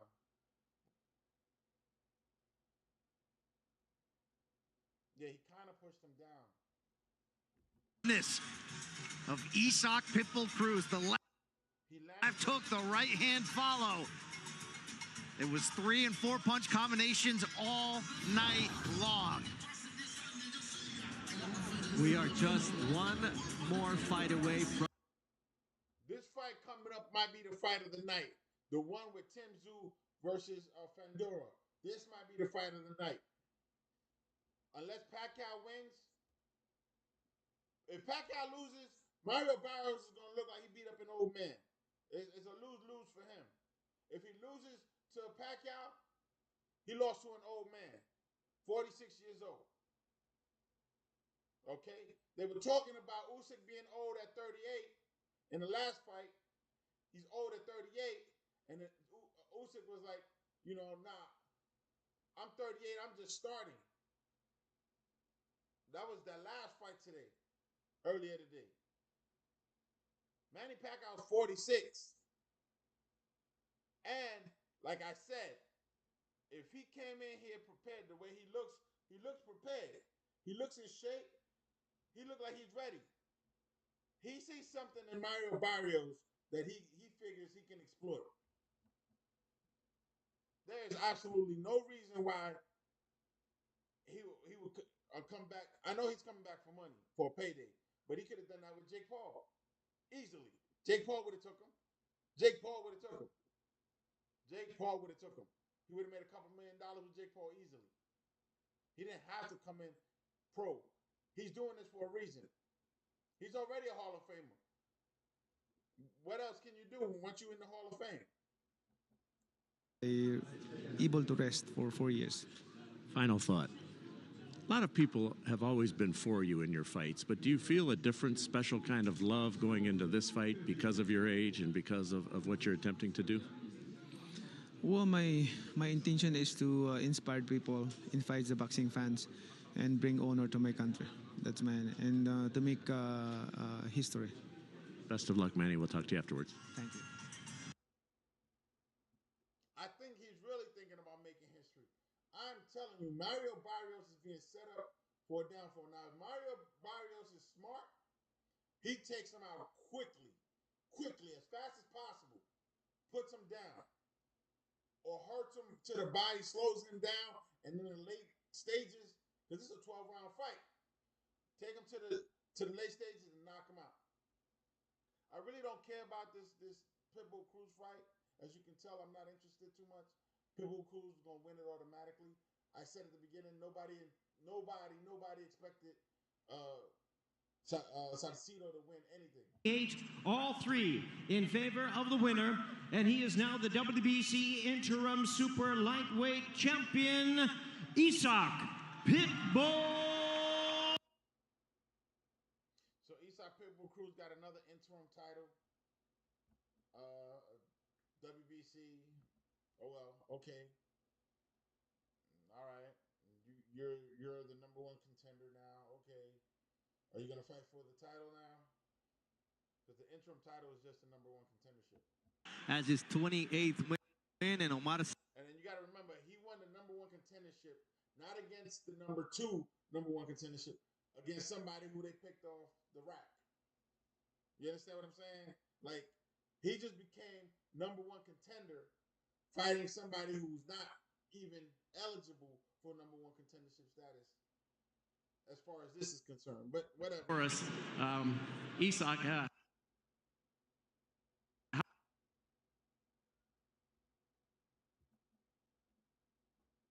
peleador, y bueno, creo que un buen peleador acaba de nacer y Isaac el Pitbull Cruz acaba de convertir orgullosamente campeón interino del Consejo Mundial de Boxeo. Listen, you got to give him the almost ultimate respect to Omar for stepping up and facing me. He grew this fight, and listen, I'm a new champion tonight, and I grew also. and congratulations on that. For lack of a better term, how pissed off are you for what happened with Fierro? No estaba enojado, estaba decepcionado de que dizque un gran peleador habló antes del ring y él demostró aquí en Las Vegas, la gente fue testigo, que perro que ladra no muerde, y aquí está un verdadero perro que sí que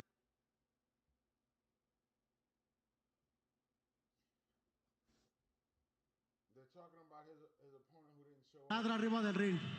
Listen, I wasn't disappointed. I was more disappointed than anything because it was all bark, no bite, and I am all bark and bite. That's why I hear the Pitbull. Hey, did we see a little bit of something new here tonight? That translator messed all that up, messed everything up. Mike Tyson mexicano. Ustedes fueron testigos y como lo he dicho una y en reiteradas ocasiones, a mí me gusta hablar arriba del ring y no abajo, y que la gente de aquí Las Vegas me vea por segunda ocasión coronarme campeón del mundo. Listen, you guys decide. You saw what I did in there, and this is the second time that I show you guys exactly what I'm capable of. Look forward to next time. Thank you. Y vamos a prepararnos aún más duros porque los rivales son de nivel y lo han demostrado aquí arriba del ring. Listen, the opponents that I've always faced, they're level fighters, and I'm always here showing myself every single fight. Thank you both.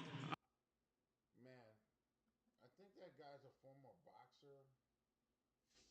He should not be translating anything. His translation was off by a lot. Like he said some of the stuff that Pitbull was saying, but then he was ad-libbing, or he just didn't say everything Pitbull said. He didn't translate verbatim, so it's not really a real translation if you're leaving stuff out and you're omitting, you're redacting information that the person is putting out. You're editing the guy's verbiage. Because he said at one point that he's not upset, he's more disappointed, and the guy just said he's disappointed. Like it makes sense when you say I'm not upset. The question was, are you upset how the guy who you're supposed to fight, he didn't show up. And then the part about he's what Pitbull Cruz had said was, the guy said that that I'm a dog with a lot of bark with no bite, and then the guy that said that, I'm a real dog you know, with a real bite. That's what he said. And the translator just changed the whole thing. But anyways, I digress. We are about to see probably the best fight of the night. The rematch between Tim Tszyu and Sebastian Fundora. Fundora is like a giant. To fight a guy that tall, you have to put hands on that body, chop him down, and as soon as he start getting to your size, you start hooking off on him to the head. You got to bring him down. You got to bring him down. Soften that body up, tenderize him, and then in the late stages, knock him out. He's been knocked out before. This is what I think about Sebastian Fundora. He's been knocked out before in the late stages. He doesn't have a strong chin like that. You know, he got that little Mexican in him, but he's not. He's not. His chin is not granite. You know, Pitbull's chin is stronger than Sebastian Fundora. And I'm surprised that Tim Tszyu is the only one going after him for that title. It was Tim Tszyu's title to begin with, and he lost it to Sebastian Fundora. Nobody else. Like, as soon as Fundora went, he got suspended, right? After the suspension, I heard Earl Spence wanted to fight him. Earl Spence disappeared off the face of the earth instead of fighting Sebastian Fundora, like he said he wanted to. There's so many people in that weight class, you know, 151, I think it's 154, that could challenge for, you know, go after Sebastian Fundora. He's been knocked out before. He got a loss. He got knocked out. Google it. Google it. Google it. Don't they got Google? Google it. So now they're giving vignettes for Fundora versus Tim Tszyu. Tim Tszyu's the first vignette. So they're giving, you know, his perspective. It's a video card of interviews and stuff like that happened prior to the fight. So we're waiting for that. They're extending the time of the fight, preparing for them to come into the ring. I don't know why promoters do that instead of having them ready. They know how long the previous fight is.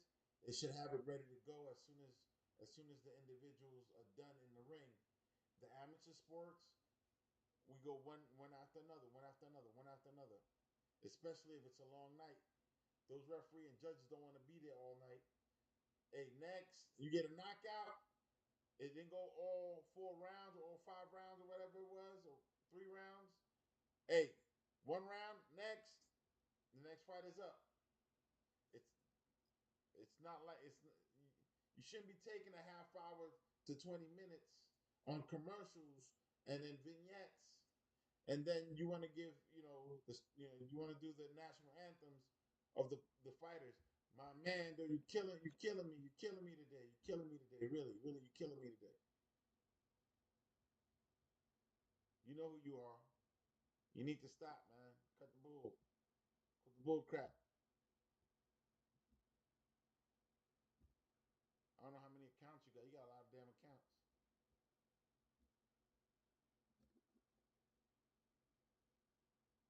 Jesus Christ.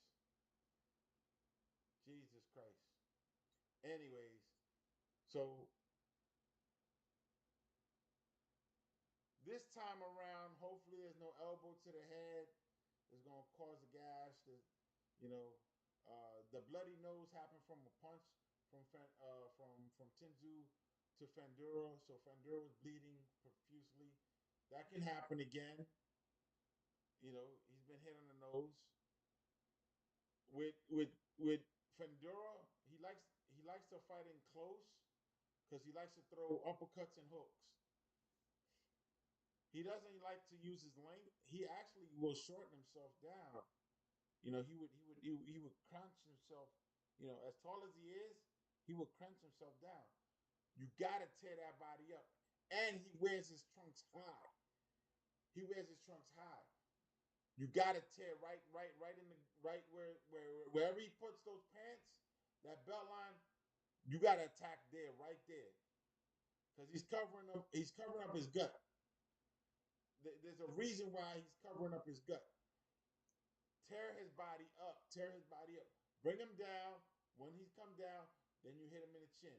He does not have a granite chin. Fundora has been knocked out before.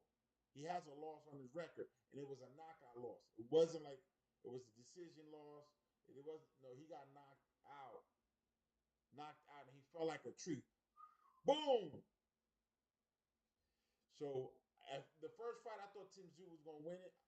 You know, I figured him. You know, he would have power and stuff like that. And Tim Tszyu is a junior. You know, his father Costa Tszyu, you know, was a champion. So Tim Tszyu grew up in the sport of boxing. He's got a pedigree. There's absolutely no reason why, you know, he meets an opponent and doesn't size him up and know what to do with him. So I don't know what's been going on with Tim Tszyu lately. The last fight he had, I think he lost too.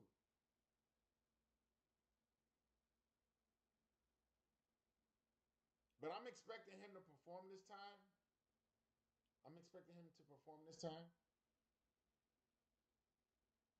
Oh, he fought Joseph Spence in April, and he won. Yeah, I remember that one. Okay, that was his last fight. But the previous two, he lost. He lost in October. He lost in October, and then of last year, and he won earlier this year in April, and so he's fighting again, back to back. So I hope, and in that other fight where he lost, he was rubbing his head and it was sweat. So I don't know if that trauma has healed up.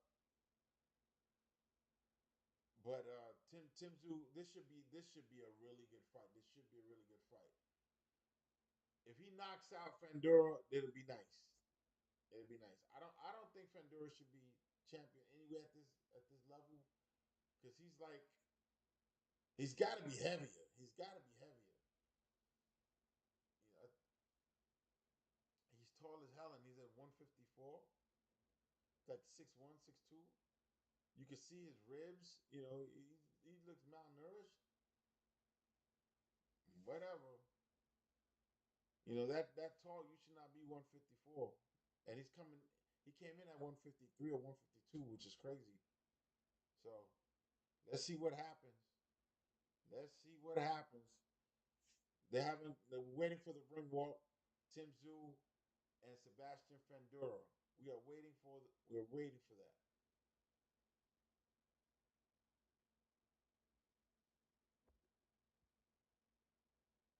Tim Tszyu is the first one coming in. Again, he's the challenger, so he should be coming in first. Fundora is a unified champion, I believe.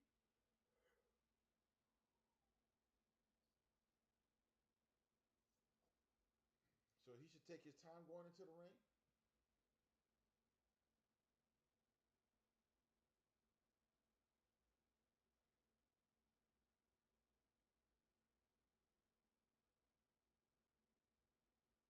I think Fundora is the favorite as well this time around as well. I don't think Tim Tszyu is the favorite.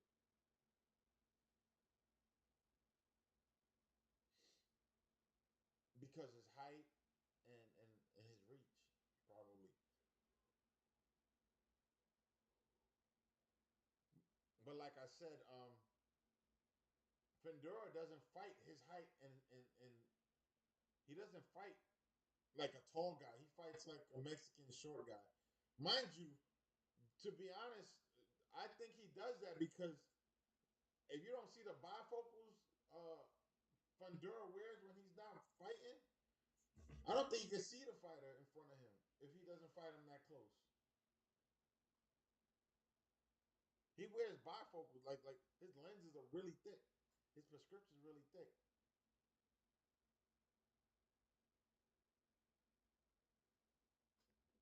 Okay, so Tim Tszyu is in the ring. This is a true warrior, for better or worse, who's coming back to the battlefield to try to get. Now, I don't play the ring walks again. They play music, and then it's in the background. There's conversation, but the music somehow gets picked up by YouTube, and then YouTube decides they're gonna copyright, people for background music that has nothing to do with anything.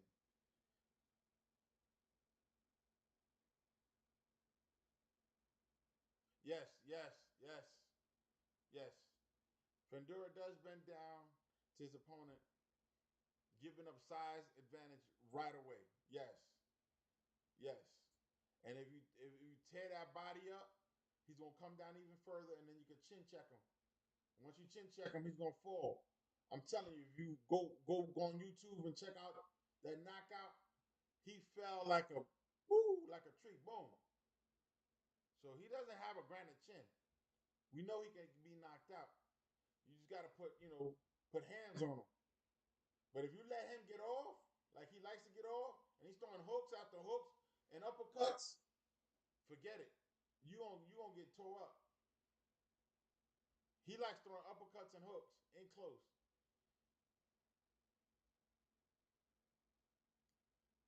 And like Timothy says, hey, shout out to Timothy Taylor. Yes, Fundora gives up his height, gives up his whole height advantage, his God-given advantage. He's on his way to the ring now, and he's towering over everybody else. But I don't know how he makes that weight, man. He's so damn tall.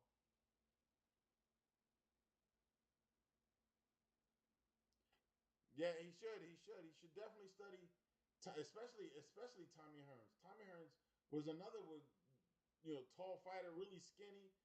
You couldn't imagine how he did it, but yeah, if he studied Tommy Hearns, definitely he'd be a dangerous fighter. He picks up some of those skills. And Lennox Lewis, for sure. Lennox Lewis was a good boxer. Such a good boxer that he beat Holyfield, who's an Olympian. To get that respect that he doesn't feel like he's been given. And that is why he's saying that tonight he's going to start fast. He said, I'm not going to wait for him to start fast. I'm going to start fast. I know people are saying that because of that cut, the decision went, Tim couldn't fight, go to his potential. But no, tonight I'm going to prove that was not it. This should be the fight of the night. Unless Pacquiao knocks out or does something with Barrios, this would be the fight of the night. This should be the fight of the night. Because again, if Mario Barrios wins, he still loses because he beat an old man.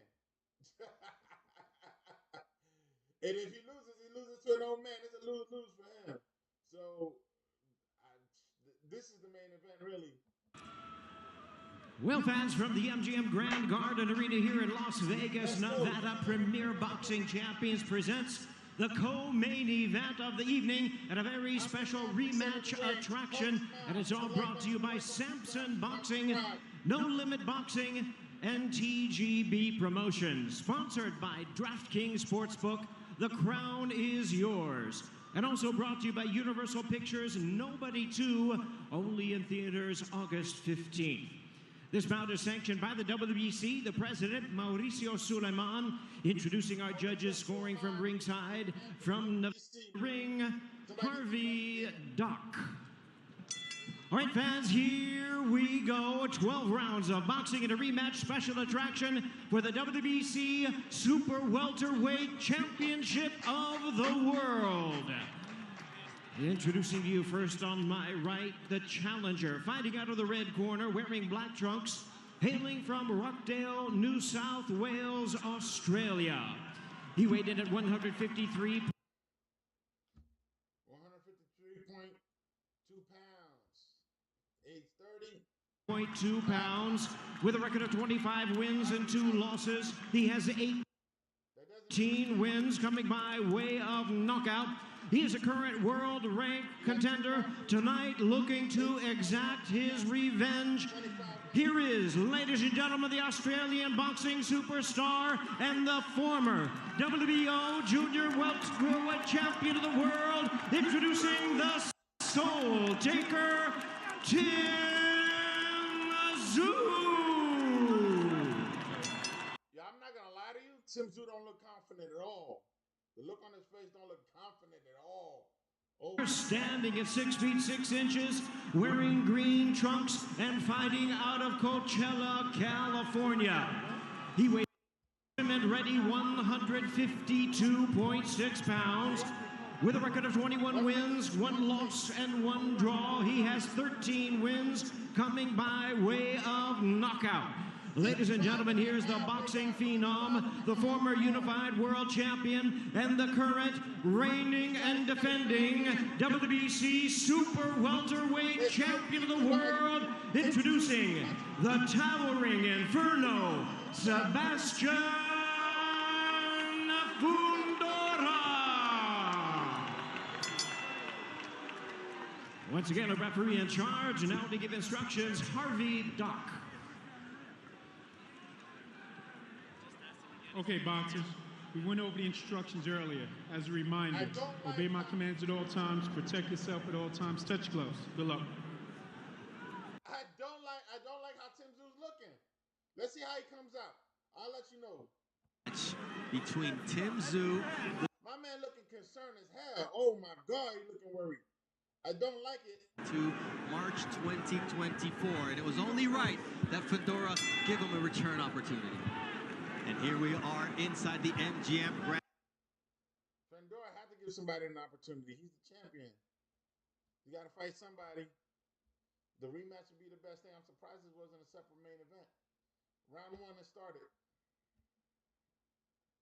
It is starting totally different now in this first round. In this second fight, Fundora is the one pushing forward. Fundora told us, the fight is not brought to me. I will bring the fight. But I just can really marvel at what feels like the old adage, you become champion, you become 30% better. I think in the past year, we've seen Fundora grow mentally, grow with the confidence. He was in command against Cordell Booker in his last time out and delivered the knockout shot. Used distance more than normal. Yes. I wonder if we're in the midst of... Gifted height and reach. Well, guess what? He's starting to do that tonight. Nice jab, distance, keep it. I don't know why Tim Tszú's trying to target Fundora's face when his body's right there.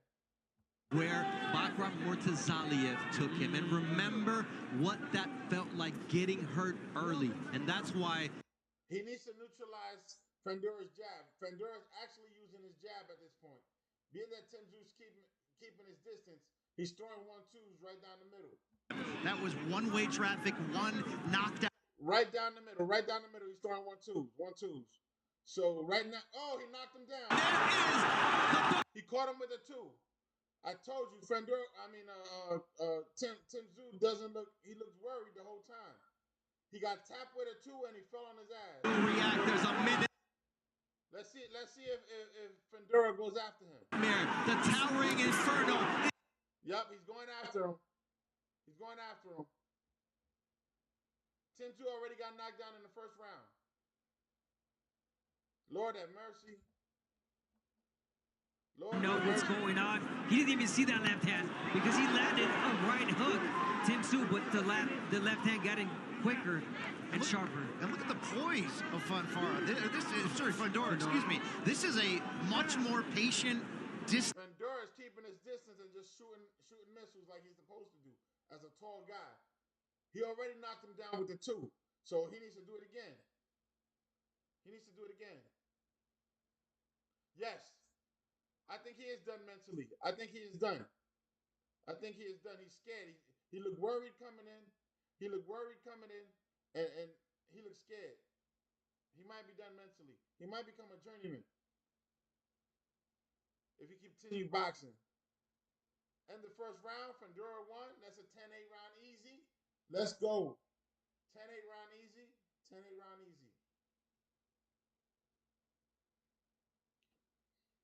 Man. And mind you, Fundora's fighting like a tall fighter. He's keeping his height the way he's supposed to. He's throwing the jab, and he threw a 2 right down the middle to catch him. Boom. And he fell on his butt. Caught him right on the chin, too. Slow motion showed. Boom. And what's crazy is, then he got caught, or it was a kind of a hook. That's what got him. It wasn't a 2, it was a hook. It was a hook. But he made him fall on his butt. He keep doing that. He's good. He got this fight won. And will happen. Let's see what adjustments happen early on here as Tim Tszyu comes out to the second round, down 10-8.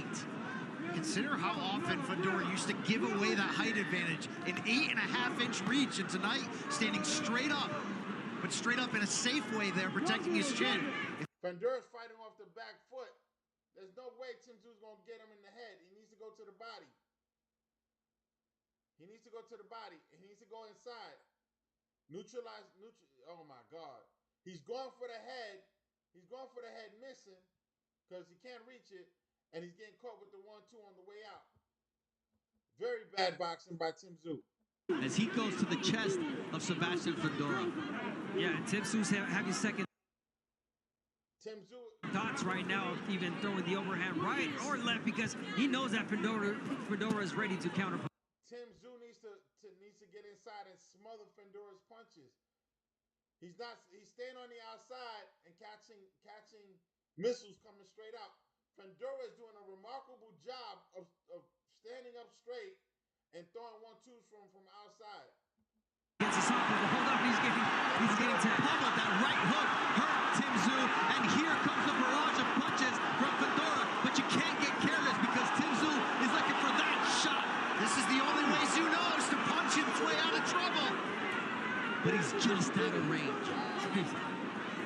Big time, he's out of range. He can't let anything left hook there from Tim Tszyu. But he's got to keep trying. See the determination in Tszyu's face. You can also see the damage from the power punches of Fundora. He's got to take that jab away from Fundora. That's the only way. How do you do it? You jab with him. You power that jab down. That lead hand from Fundora. You walk to the side. I was going to say that he's not doing what you're supposed to. I don't think Tim Tszyu's going to change his trainer. I think that's a lifelong trainer. And I think he's stuck with it, like, mentally. Oh, my God. He got caught with the 2 again. Or a hook. It looked like a hook again, too. It's a swiping 2 across his body. So it's like it's a hook. Do you have the coagulant that you need if there is a cut? They said. I think Tim Tszyu's hurt. His face is starting to swell up. He's allowing Fundora to load up on that too. Legs here. He's punching back, which is what. And Jesus, why is he chasing the head? The body's right there. Slide under the jab or move. Slap the jab out of the way. As long as his arm is as you swipe at his jab, you're gonna hit him somewhere in the fist, in the forearm. It's just easy to swipe that arm or slide underneath it. Jesus Christ. Oh my God. His face on this side looked like it's swollen to hell. Let's see if they're working on it. Wow. You know what? If he does change his trainer, he probably will do better because he's gonna get a different perspective. That's probably a good idea for him. He should change his trainer. But right now, in this particular fight, his whole team is trash. His whole team is trash. I'm hoping the cut man is better than the last cut man, because that last cut man was just slapping Vaseline on top of his head the last time he was bleeding. Oh my God. And I still think he's traumatized from the last fight. I don't understand why Tim Tszyu is throwing bolo punches, hoping to land. He landed one, but he's throwing bolo punches with no setup, and he's getting caught.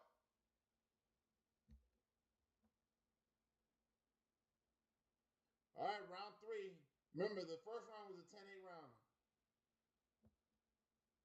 And you saw Tim Tszyu immediately pawing at that right eye. This time, Tim Tszyu needs to get inside like pit bull style. Keep his in that corner. There's a nice right from Tim Tszyu, getting from underneath. Yeah, but I don't like the fact that he's walking straight back. He's still giving the distance. That's the type of shot, Abner, when you dunk down against a taller fighter. Hooks. Oh my God, Tim Tszyu getting tagged. If this was a slap boxing contest, Tim Tszyu take a step or 2 steps forward. Low blow there from Tim Tszyu. And don't forget, Tim Tszyu told us one of his biggest takeaways looking back at the first fight was he thought Fundora was slower and less powerful than he anticipated. Maybe that gave him a certain level of confidence early on, but he cannot stand in punching range for that big left cross from Fundora. There's a counter right from Fundora here as Tim Tszyu had early success in round 3. I like what Tszyu is doing right now. He's not aiming for the head. He's going for the chest. 2 straight right hands that landed so far. Good work so far on that cut over the right eyelid of Tim Tszyu. That's what you do against a top fighter. You aim for the chest. Straight shots. But you've got to cover yourself defensively because Fundora is seeing the spots and he's getting to those spots. He cannot handle this version of Fundora's power. Every left hand is hurting him. He can't get in, guys. He can't get in. He's not giving up any height today. He's not giving up any height today. So you need to get inside. Now it's up to Fundora to realize that, recognize it, and continue to use his range and not get too greedy because Tim Tszyu can still be dangerous if you step in. If you make him lunge like he does there. Which I just noticed, he's walking towards his power hand. Look, the southpaw, if he's southpaw, you don't walk like you normally walk. Fundora talked about enough when we talk about the elite trainers in this game. Sebastian's sister Gabriella, the undisputed women's champion at flyweight. And look at the evolution over the last 3 fights here for Sebastian Fundora. Look at that jab. Look at the discipline between that distance, the jab. Not overcommitting, just 1-2, the basics and fundamentals. And the ability to he needs to move on the outside. He needs to move on the outside. switch it on the fly. He turned a jab into a short right hook. I mean, look, Tszyu is getting everything he can, but he's just being outgunned here. Just dropping out. Oh my God. Oh my God. And the corner's not doing nothing. Hey, are you doing fine, man? Land his fucking right hand. Just let him recover. Let him slow down, man. Good shit. One round at a time. Good shit. 1 round at a time. A round at a time, he gonna get knocked out. They're not telling him nothing in the corner. Бить больше правой. Надо не уходить от него, а наоборот к нему. К нему бить и уходить влево. He's talking in Greek, so I don't know what he's saying. But what they were saying in English, they're not telling him the right thing. He needs to move away from Fundora's power hand.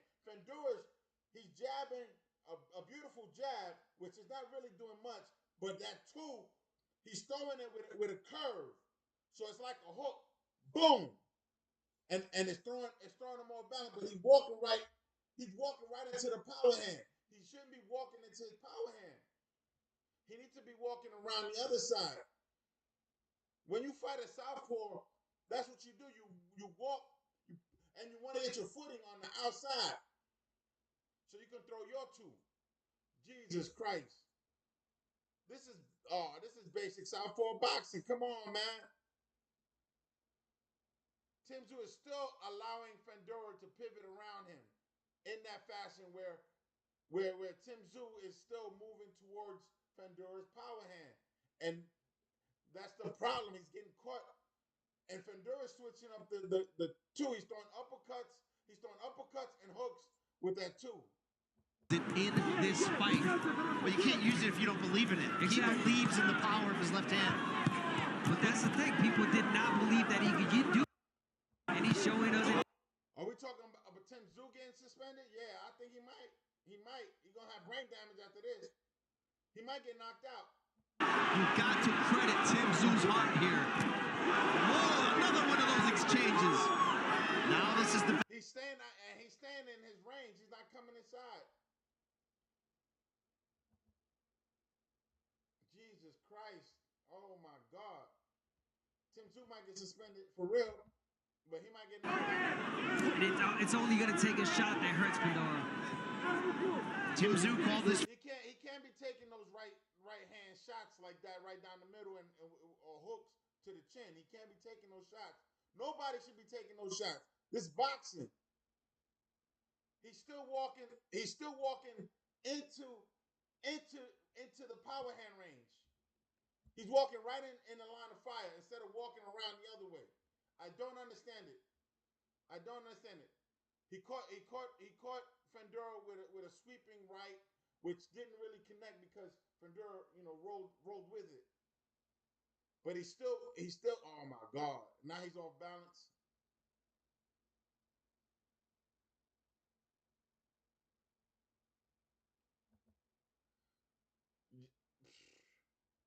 Fundora don't got a Mexican chin either. So that's not saying much. Tim Tszyu, you take a step left, and then he needs to fight like Pitbull. High guard, and move, and get offline. But you got to move away from that power hand. He's not moving away from that power hand. He's walking right into it. Look at him. He's still walking into that power hand. He can be moving to the right. He needs to roll to the left because he's fighting a left-handed fighter. Unless he want to switch, because that back foot keeps getting off the ground for some reason. And now the blood of Mexican.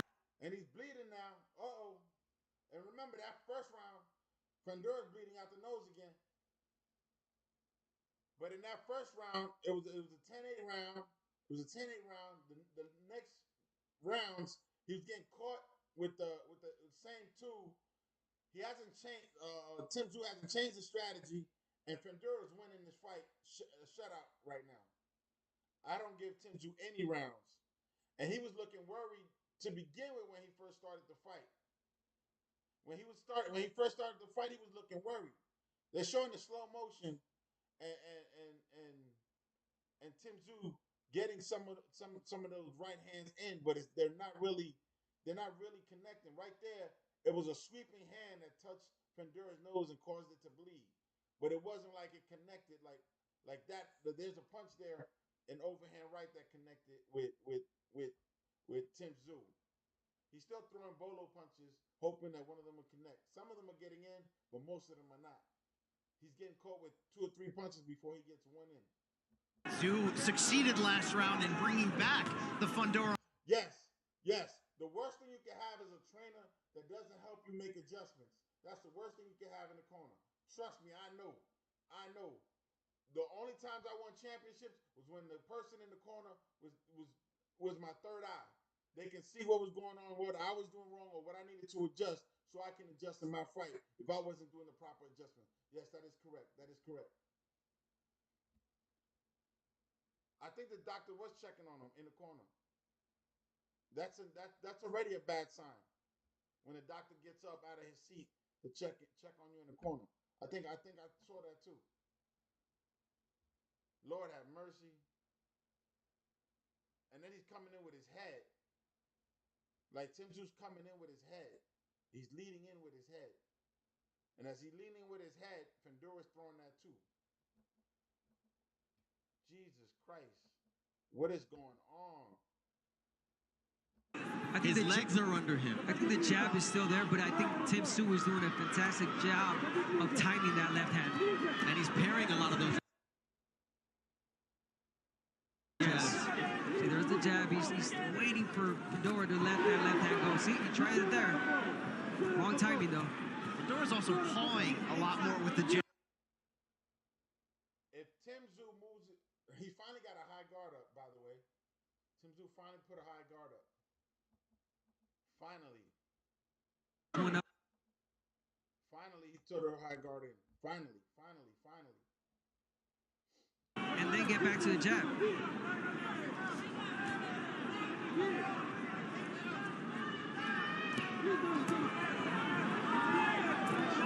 There's just so much tension because you can see the fight changing on just one punch. He's still moving to his right. And Fundora still staying on the outside, throwing the two right down the middle or a hook. It's a combination. He's either throw a hook.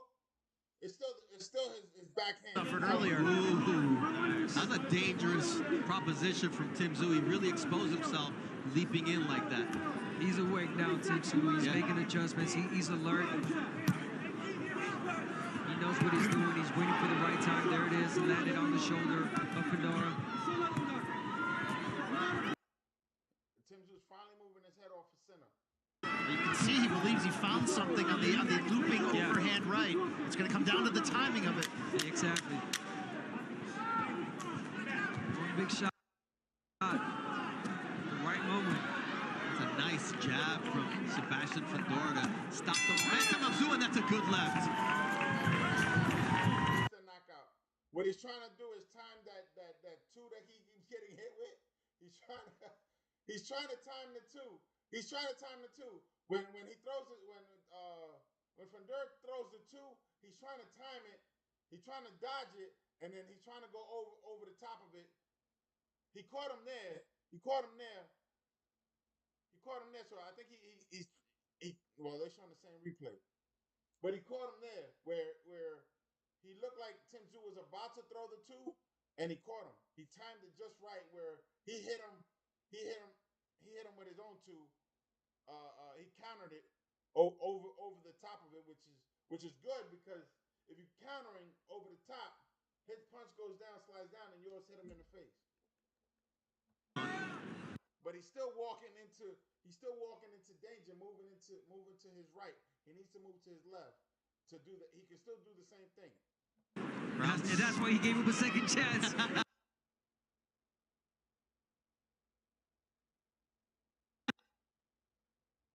Fedora's going to win this fight if it keeps going the same way it's going.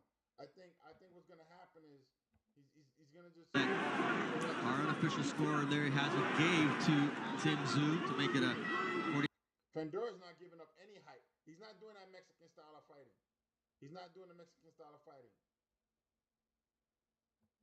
Some momentum, a lot of confidence, his legs and his wits about him, digging to the body once again, and that's going to set up a shot over the top. This kind of reminds me of when he fought Terrell Goucher. When Terrell Goucher dropped him, it took him like 2-3 rounds for him to get the rhythm, to get the pace and timing, and this is what I'm seeing right now from Tim Tszyu. Yes, that was his U.S. debut, and he told me that he came out into Terminator mode way too quickly, learned his lesson when he got humbled by that early flash knockout, and sort of became the boxer puncher from mid-range that we know him to be. Look, a 21-3 advantage to... His nose is getting busted up. Fedora's starting to give up his height. He's trying to fight on the inside. Fedora's trying to fight on the inside. His nose is getting busted up. He's turned on the faucet of blood from the nose of Fedora once more. Nice left there from Fedora. Doesn't have the same crack as it did earlier on in the fight, though. And neither does his jab, to be fair. And I think some of that is just the two-way fighting that's happening and the result of the threat of these right hands. And another thing, it kind of became... Tim Tszyu looked like he's walking through the punches now. Tim Tszyu looked like he's walking through the punches. I think Fedora's getting tired. Straight left, jab, jab, straight left. That is why Tim Tszyu is trying to time it. The other thing, too, is there's the worry of having to bring it back defensively. It's not snapping anymore. And he's got to make... Something's wrong. Work those shoulders as well. If you're Tim Tszyu, you're the smaller fighter, break them down. Getting caught. Tim Tszyu's counter. Shoulder shots. Good exchange, and now from Fedora. That's something that Canelo Alvarez does really well. Hits you on the arms, on the shoulders, and he brings your guard down.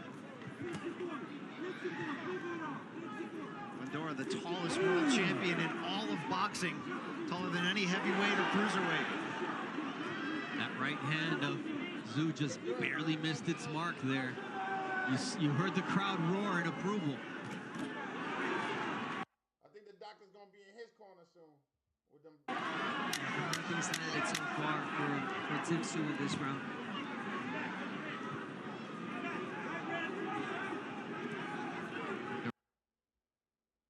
I'm going to give Tim Tszyu this round. Tim Tszyu finally won a round. I'm going to give Tim Tszyu this round.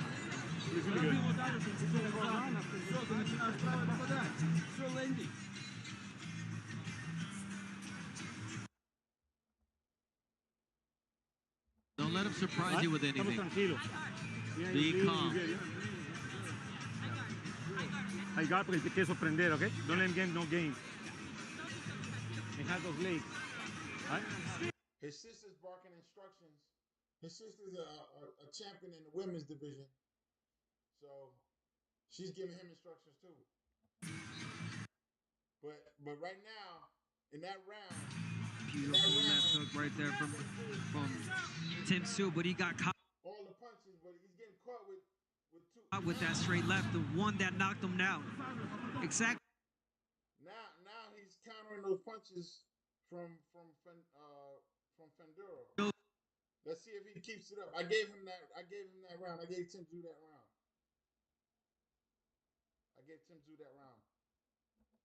Nice countering.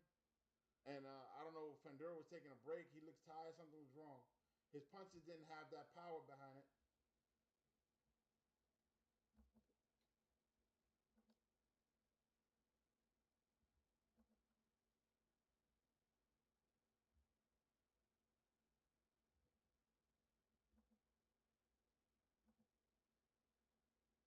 Let's go.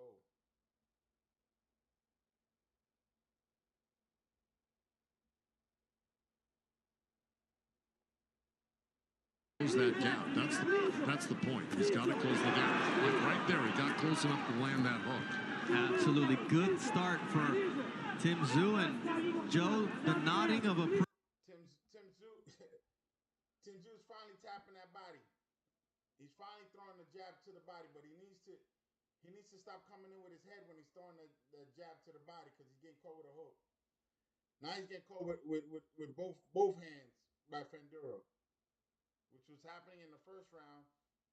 Now Tim Tszyu's up against the ropes. Left hands there from Fundora in that sequence. They need to get off the ropes. Outside. That's a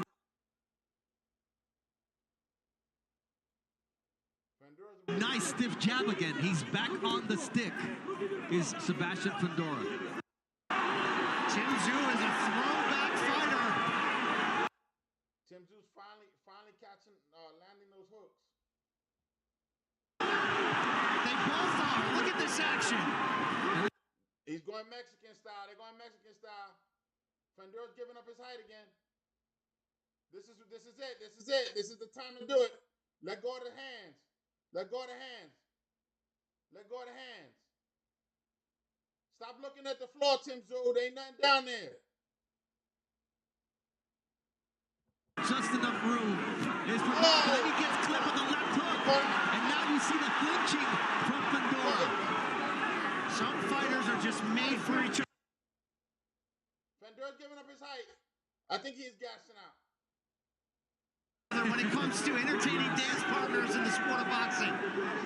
You're right there, Tim. Let those punches go. Right there it is. Don't take the step back. Don't give him the distance. And that's what Tim Tszyu's doing. That was a short shot from Fundora. Dude, heart, passion, and this. What a rivalry. Something may be up with the left eye. Oh, my God. Tim Tszyu was winning that round, and at the end of that round, Fundora was hitting him with uppercuts. Why is he looking at the floor? I don't know why he's looking at the floor. He should be looking at his opponent and trying to tear him up. Bring your high guard up and then throw the hooks. He's looking, oh my God, he's looking like a mess. Oh, the referee in the corner.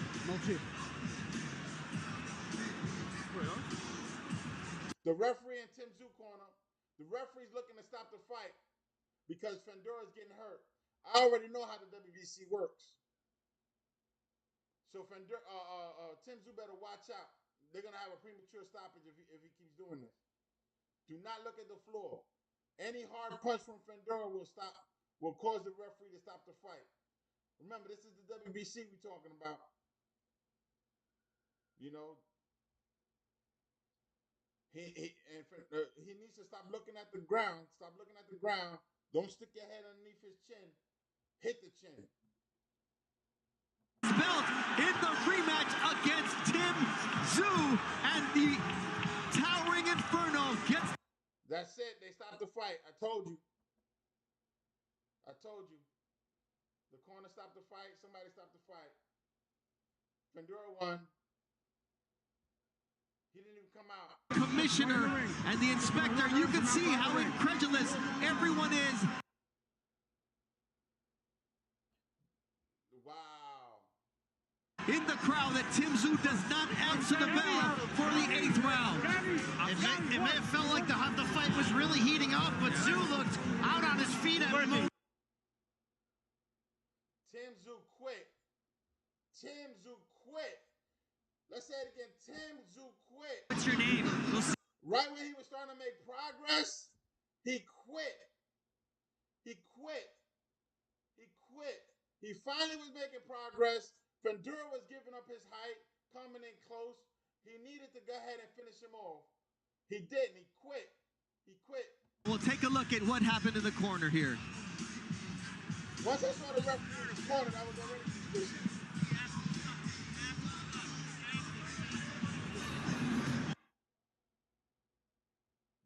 He was asked if he wanted to continue, and Jim Gray is saying that the answer from Tim Tszyu was, I do not want to continue. Health suspension, he should be gone. Like, he should start. He should retire. He's done.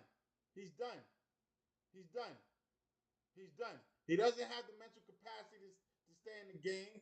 He looked worried coming into the fight, and then he wasn't boxing properly. He was going towards the guy. He's left-handed. Why are you going towards his power hand when you need to go to the other hand? That's basic boxing. And then when he finally starts making progress, where they're going blow for blow, toe to toe, where Fundora is giving up his height now, so you can hit him in the chin solid, he quits. He quits. And when I saw the referee in the corner, I was already saying they're going to stop this fight. The referee in the corner, WBC be doing that. But at this point, the referee didn't even get a chance to stop the fight because they quit. He quit. He quit. If he don't get suspended... He is the winner by way of a technical knockout. He is still the WBC Super Welterweight Champion of the World, the towering Inferno, Sebastian Fundora. An impressive victory. No, that was not even an impressive victory. That wasn't even an impressive victory. But it was a good showing by Fundora. I'm not gonna take that away from him. He did what he had to do. He was throwing the 1-2s right down the middle. He kept his height for most of the fight when he normally doesn't. Towards the end there, he started gassing out. I did not like that. I did not like that one bit. He started losing steam. That's when he started trying to fight on the inside, and he was getting caught. So I'm not that impressed by it, but go ahead. Much, Bernardo. Tim, let's start with you. Seemingly having perhaps your best round, and Harvey Doc tells me he came. Tim Tszyu looks like he's out of it. He should get a mental evaluation or suspension so he can get over whatever he got going on. But I think Tim Tszyu should retire. I think he should retire. This is his third loss, by the way, and 2 of them was to Fundora. So there's that. I don't think he's all there. When he finally started making progress in the fight, he quits.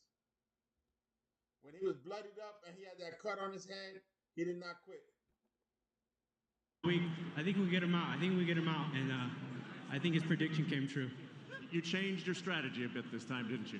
Yes, I did. I felt like I'm obviously the bigger guy. So, everybody's calling me a bully in the ring. You know what? Let's start bullying these guys. Why did you decide to use it this time? What triggered in your head that you can be that guy, that fighter, and use that height and power to your advantage instead of mixing it up? You know what? I woke up this morning and I said to myself, I looked at myself in the mirror and I said, oh, wow, I have reach. So that's kind of like how it happened. We've been working on aggression our whole professional career. Now we're just adding the length of our arms. I'm not growing no more. If anything, I'm going to grow a little heavier, but right now my height and now we got one more fight with Pacquiao coming up. Is that right? Absolutely. Pacquiao's up next. We haven't seen Pacquiao in a couple years, and I'm excited to see him. What do you guys think?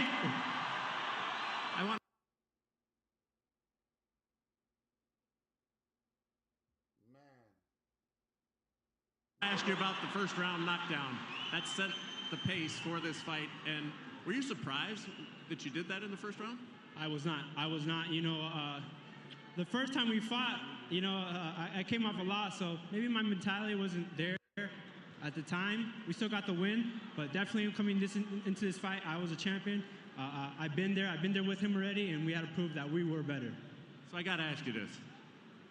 You're going to school at Harvard. Why are you getting your head beaten in and taking shots in your head when you're going to Harvard? Because I want to see if I can graduate with a broken... Look at that. We're ever going to get from Tim Tszyu. You see the bifocals first and foremost. So his vision is not that great. But the fact that he's teeing off from a distance, now he got that skill set, and he's going to be a dangerous fighter. He's going to be a dangerous fighter. He's going to be hard to beat from range, because he's not going to let you get inside. Now that he has that skill set and he improves on it, yeah. Now you better watch out. Fundora's going to be he still doesn't have a granite chin, but if you can't get to that chin, he's good to go. He's good to go. As far as Tim Tszyu, he's baked. Tim Tszyu should be done. He should be out of boxing altogether. Forget the suspension. He needs to retire. His golden years, his best years are behind him. I don't think his brain is right. I don't think his mindset is right. And he looked worried coming into the fight. Check the video, rewind back. I said, look, he looked nervous. He doesn't look like he's there.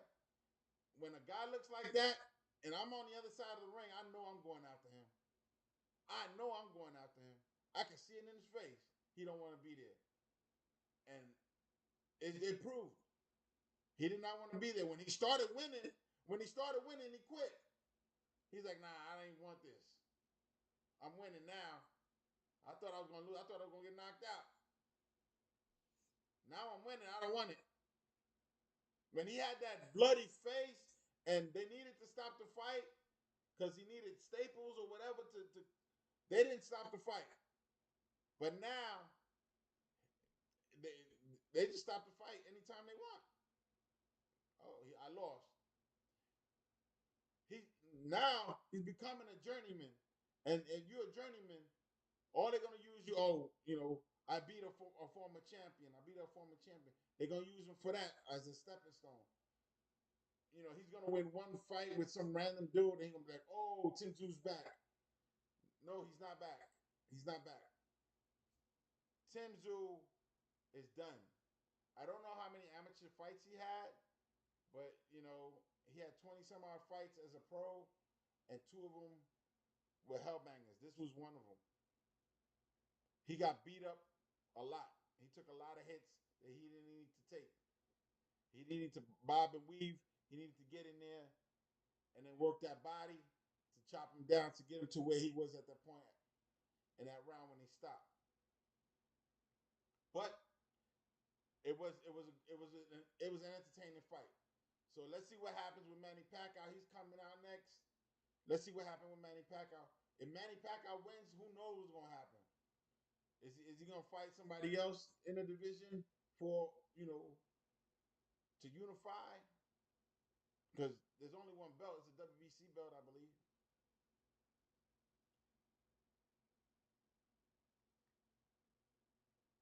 Manny Pacquiao,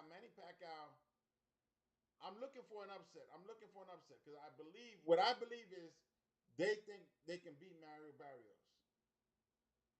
He was watching Mario Barrios fight, and he was like, you know what, I can beat this guy easy. He doesn't do this, he don't do that. I know he had that conversation with his team. And they agreed. They was like, all right, come out of retirement, get another title, make history and get a payday. Get a decent payday. Because he's on the PBC. PBC don't pay, they don't pay Turkey Al-Sheikh money. I'm going to tell you that right now. But if he got his ducks in a row as a main event, then he's going to get a decent paycheck. He definitely will get a decent paycheck. And he'd be giving away his money. So, hey, look at this dude. Better. Right.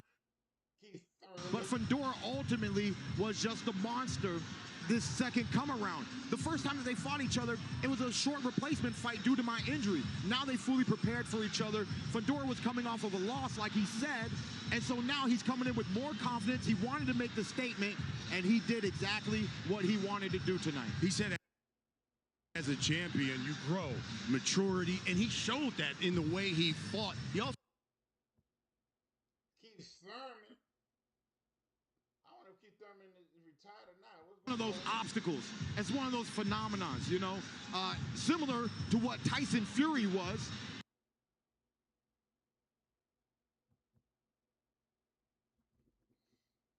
So we got the poll, 75% so far.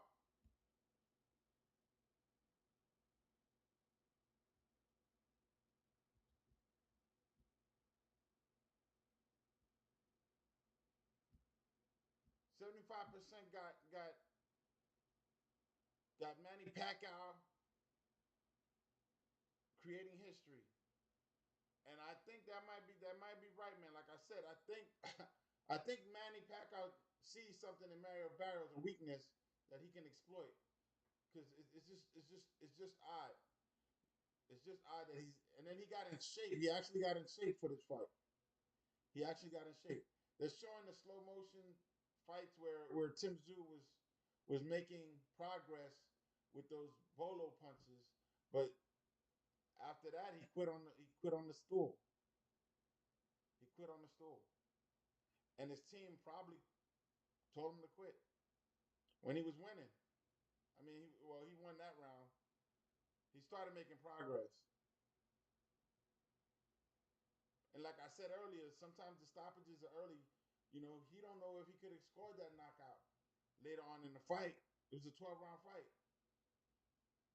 It didn't even go halfway. So, anyways, they're showing Barrios warming up in the back. I hope he can make adjustments in order to win this fight. He's the favorite, and I expect him to win. And again, it's a lose-lose situation for him if he wins. It's a lose-lose because, again, if he beats Pacquiao, they're going to say he beat an old fighter. Oh, I beat Pacquiao. He was 46 years old. You beat an old man. But if he gets beat by Manny Pacquiao, he got beat up by an old man. I've discussed this with other people before. The last person to do that with a former champion got knocked out. And the former champion to this day is still the oldest heavyweight champion in the world. George Foreman.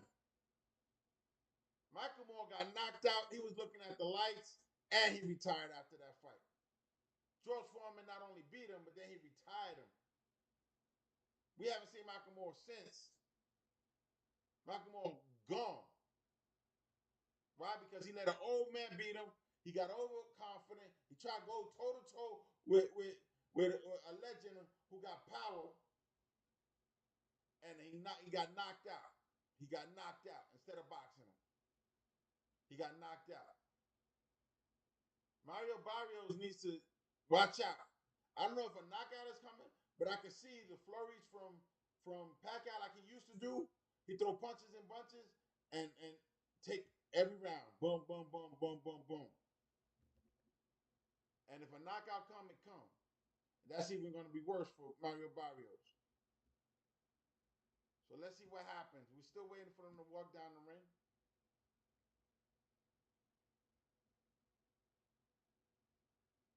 I'll be closing the poll. As soon as the bell rings. Right now, everybody's looking for a historical moment. We're looking for a historical moment right now. Right now, we're looking for a historical moment. Manny Pacquiao upsets. After being inducted in the Hall of Fame, they're going to have to adjust his record in the Hall of Fame to match whatever he does today. Even if he loses, they got to adjust it. But if he wins, they got to change the whole thing because now he made history as... So if he can just pepper him and keep him on the outside, And then if Manny's legs are not quite there, they're not going to get better in round 6, 7, and 8. And that might be the opportunity where Mario Barrios can pick it up and. Keith Thurman thinks he's going long distance. He's talking about a long distance 12-round fight. Second home to Manny Pacquiao. Well, tonight is his record 16th fight. So I decided to come up with my list of the 5 fights I believe were his biggest here in this building. At number 5, his fight against Oscar De La Hoya. I mean, Manny dismantled Oscar De La Hoya back in 2000. And then after that, number 4, you've got to go to Ricky Hatton. Ricky Hatton only had 1 loss at that time. This arena was filled, and Manny Pacquiao flattened Ricky Hatton in that second round. Let's be honest, a number of people were. Manny Pacquiao has a Hall of Fame banner in his MGM Grand that they put up recently. Of Miguel Cotto, because after that Hatton fight, people said, oh my goodness, Manny Pacquiao's probably one of the hardest hitting welterweights out there. And he showed that power against Miguel Cotto, who was also a champion at that time. And these two fought, and it was Pacquiao who stopped Miguel Cotto in the 12th round. I'd say his second biggest moment, well, Manny Pacquiao said he doesn't even remember the punch. And it was when Juan Manuel Marquez knocked him out here in this building here. I mean, he knocked him out, and he hit face first on the mat. And people thought Manny Pacquiao was dead that night and didn't think he would ever come back from a knockout like that. But you know what? He did, because he's Manny Pacquiao, and he got up. And then, of course, the biggest of them all. I mean, it has to be the money fight, the fight that everyone wanted to see. And it was the fight against Floyd Mayweather here. The biggest fight basically in boxing, the richest fight in boxing from a pay-per-view standpoint, from an atmosphere standpoint. Anybody who was a who's who in all sports, athletes, celebrities were in this. And I'm telling you right now, Manny Pacquiao needs to come out strong and set the tone for this fight. He needs to come out. Because, listen, Keith Thurman and everybody's looking at his legs. If his legs are not underneath him, it's going to be an early night. It's going to be an early night. But Keith Thurman thinks he's going to go long distance either way. Because he's talking about 6, 7, 8, 9 rounds. We're talking about going into the championship rounds. They're showing the banner that I told you about. They got a retirement banner. I think it's the only one in the arena for a boxer in the MGM Grand for Manny Pacquiao. So that's crazy. They put up a banner for retirement banner. They put a retirement banner for Manny Pacquiao, and then he has a fight there right after it. So it's like some wrestling stuff. The guy retires and then he comes back. Manny Pacquiao. Now they're showing the vignette. Here we go with the vignettes. Here we go with the vignettes. And the spamming of the doggone. Please, my guy. We know about the channel, bro. We're not over there. We over here. We over here, don't you get it? We over here. We're not going over there. People gonna stay with this channel, not your channel. There's no spam over here. Nobody like no spam sandwiches. Let's go. Let's go. The vignette is still going. Manny Pacquiao's rise to fame. Because, I mean, Manny Pacquiao was really a broke kid in the Philippines. Really he was. You can't take that from him. His history is what it is. He went from nothing to something. And he can't lose because he started with nothing. So you got to give props to Manny Pacquiao. And he's a Hall of Fame already. Like, there's no reason for him to have this fight. He could have kept doing exhibitions, making money that way. I mean, Floyd Mayweather does it. Floyd Mayweather has exhibitions like once a year now, or twice a year, some craziness. Makes a buku lot of money and keeps going. You know, he could stay with that. He don't need to fight no real fights. The thing with Mike Tyson and that dude, you know who I'm talking about, the Disney YouTuber dude. I'm not even gonna mention his name. That was embarrassing, and I knew it was a setup from the beginning because when Mike Tyson was talking to that little girl, and that little girl was like, "Oh, what do you think about your legacy?"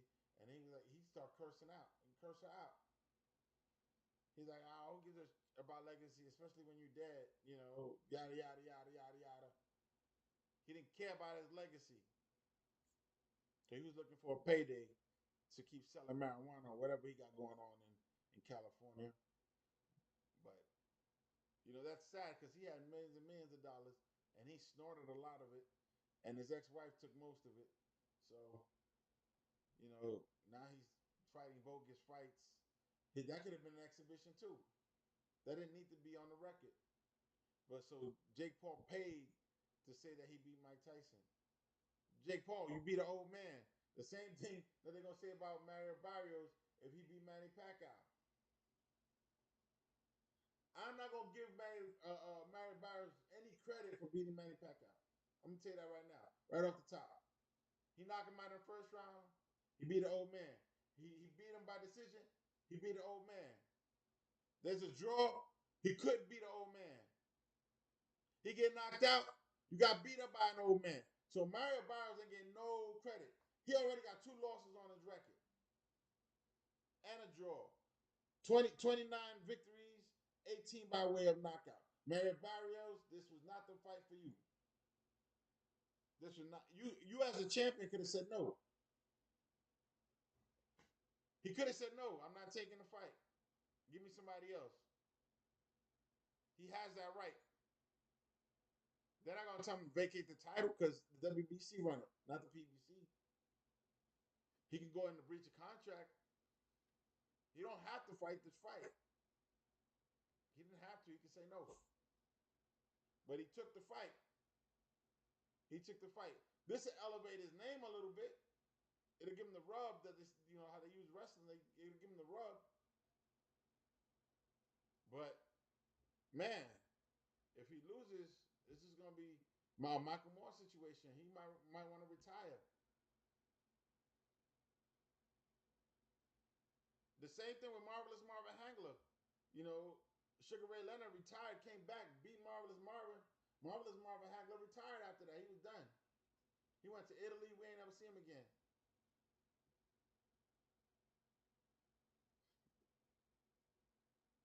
Mario Barrios coming out first. It should be Manny Pacquiao come out first because he's the. Oh wow, that's crazy. They got the champion coming out first. Well, Manny Pacquiao's the A side. He bringing in the dollars, so he got that Aztec type outfit on, Mexican style, Mexican Native American type outfit.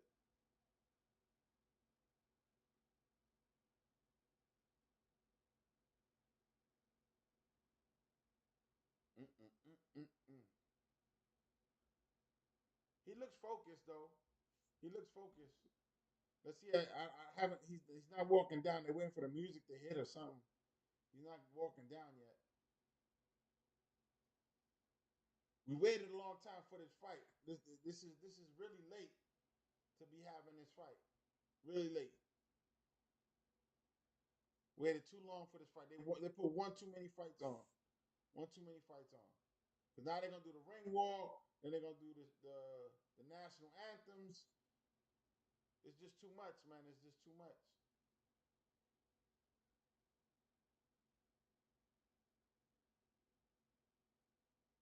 Mind you, let's see what Bam Rodriguez is doing. Bam Rodriguez is fighting. Bam Rodriguez is fighting today. He might be fighting right now. Let's see if he's in there. He's supposed to win his fight. Let's see what's happening. Despite the amount of talent that the Los Angeles native has. All right, ladies and gentlemen, let's show you what we have coming up on DAZN. We've always got so many fight cards, over 185 every. Oh, the fight is over? Did I miss it? Did I miss it? It's Michael Durantes taking on. I must have missed it. Bam Rodriguez. What happened with Bam Rodriguez? Anybody know? Been waiting for this fight, watching Fundora and Tim Tszyu. I thought that fight was going to be the fight of the night. I didn't know Tim Tszyu was going to quit. Lanny Daniels. Chris. They got commercials over here. Mario Barrios taking a sweet time walking down that ramp.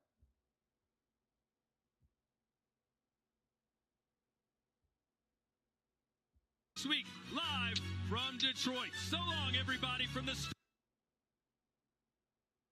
They're not even showing any footage. You know how they do when they closed out. They're already saying goodnight. Lights are off and everything. Jesus Christ. Let's see.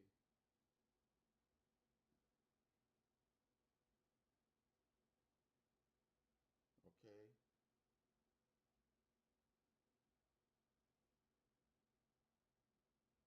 Okay.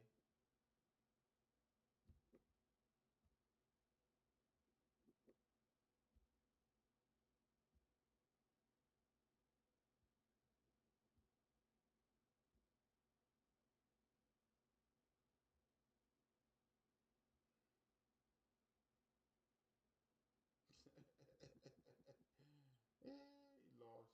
I knew that was going. There's Bam right there.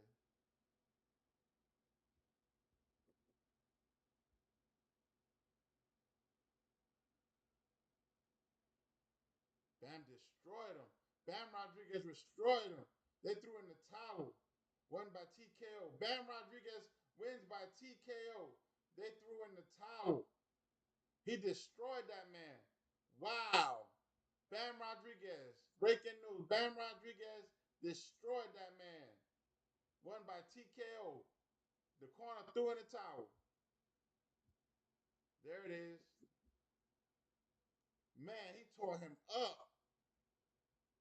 2 hands, too. He put hands on that man.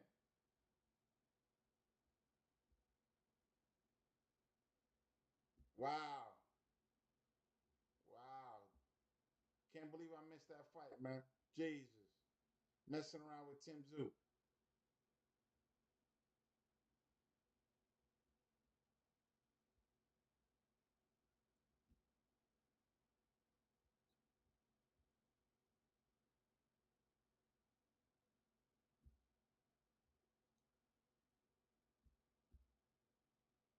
So they allowed Bam Rodriguez fight to go in first. Because this fight is late. It's crazy late. Usually the ring walk starts at 11 for a main event in Las Vegas, which is I think 8 o'clock over there. So it's almost 9 o'clock.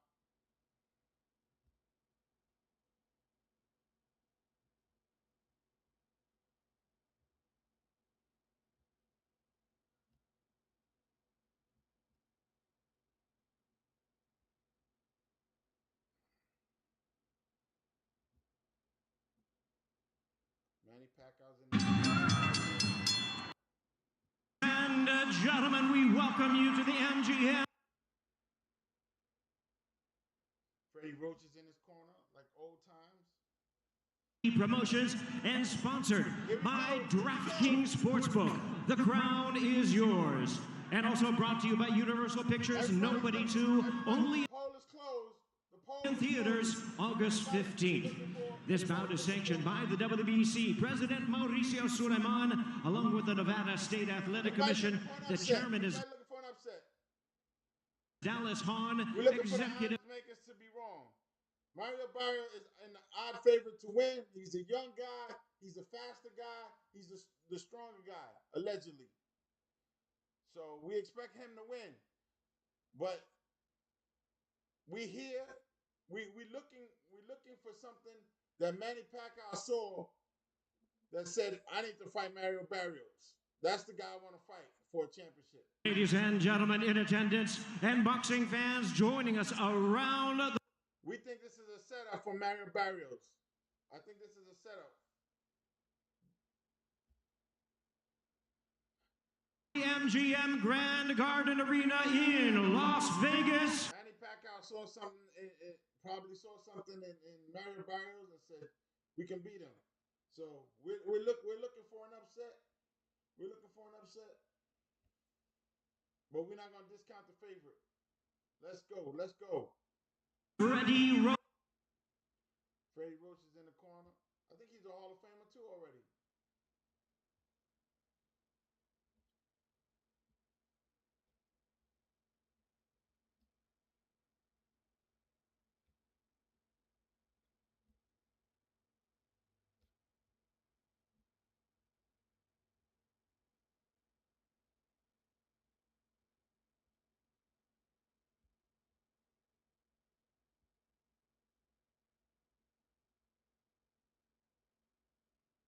Let's go. Let's go.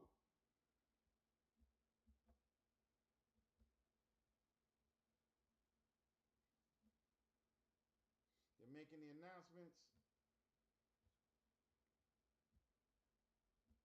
Introducing the one and only Manny Pacquiao.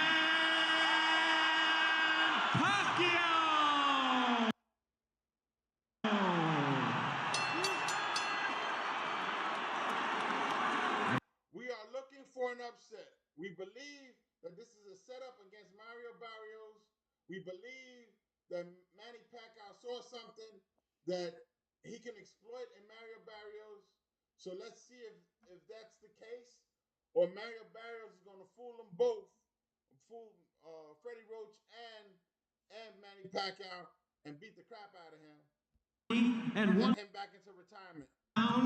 Ladies and gentlemen, here is the accomplished two-division world champion, the current reigning and defending WBC welterweight champion of the world, introducing El Azteca, Mario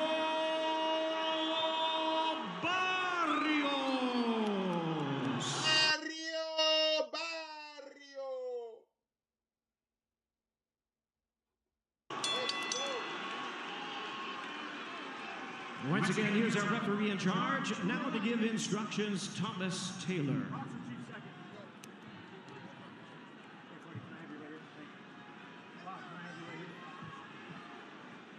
Okay, gentlemen, everything on the orange up is going to be good.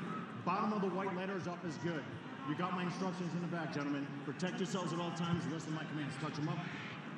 Back to your corner, gentlemen. Sometimes words aren't necessary. The crowd will tell you what this moment is all about as they await the first bell.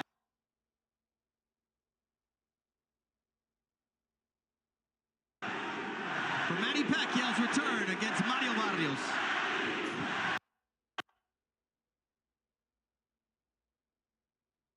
Let's go, let's go.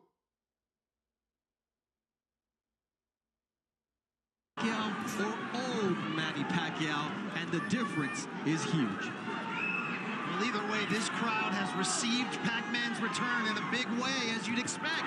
You wonder what effect that will have on the judges, because anytime Pacquiao comes close to landing, you'll hear from the strong crowd in this arena. And you even heard me as well when he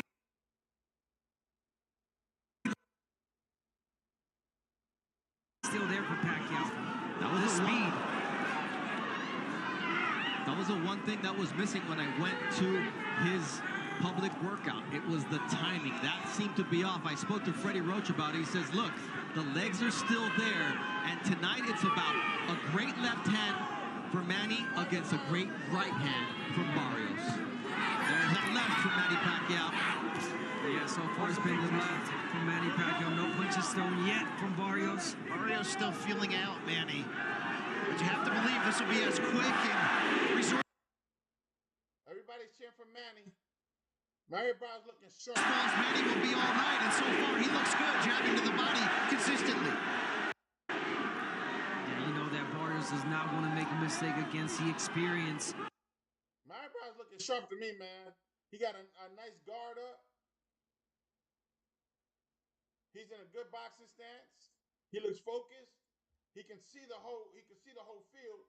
That right there is a winning combination. When you can see everything that's going on.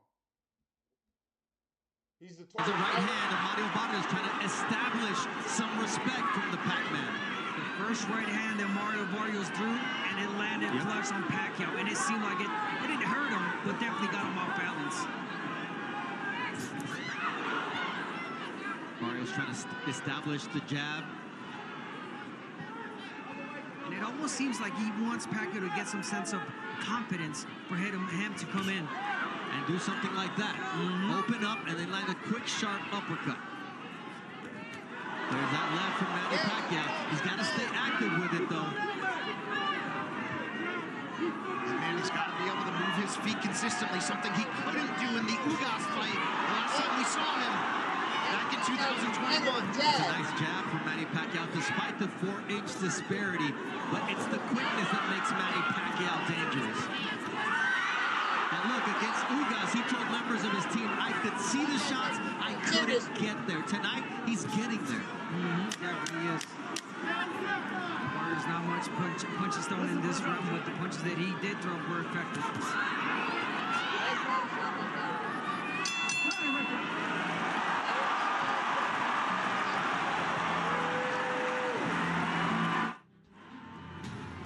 I think I give Barrios that first round. He looked like the sharper fighter. The connections were going in. I know Pacquiao got a couple of punches in, but the fact that Manny Pacquiao stumbled on that initial connect, okay, round one, Barrios. Let's see what they're talking about.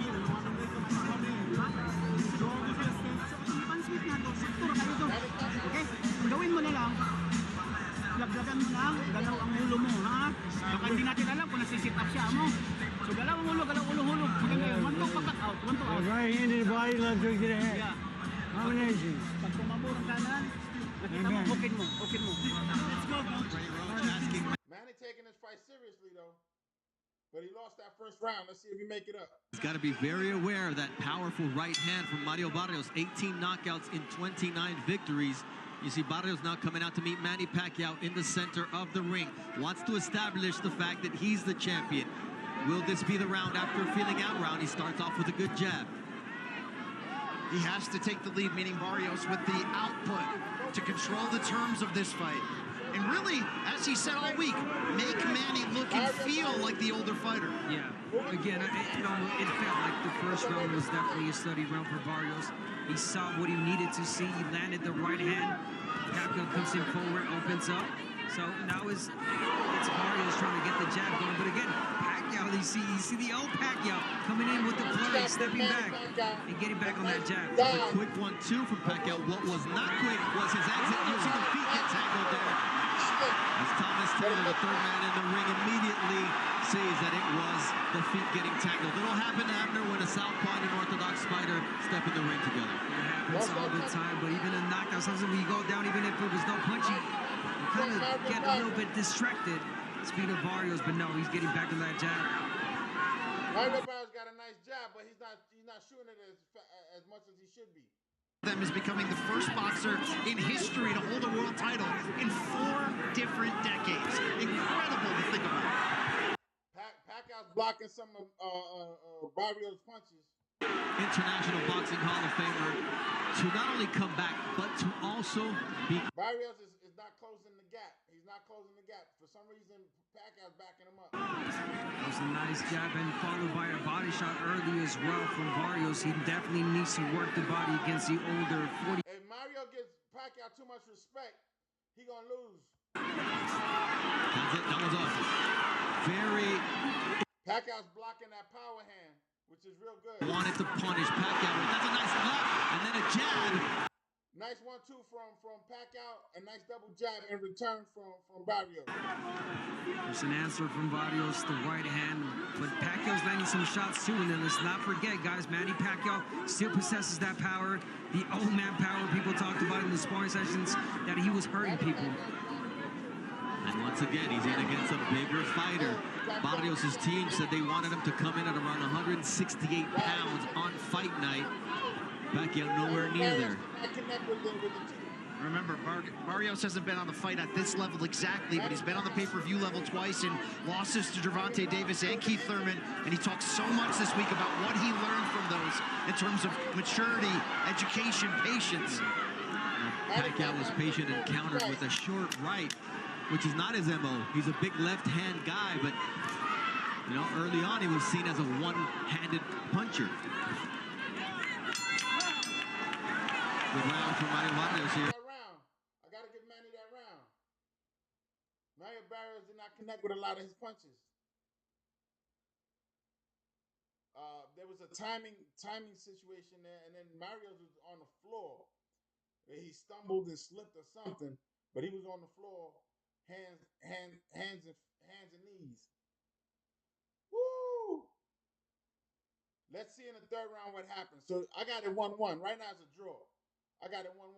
Barrios is doing better in the first round, and he's messing up in the second.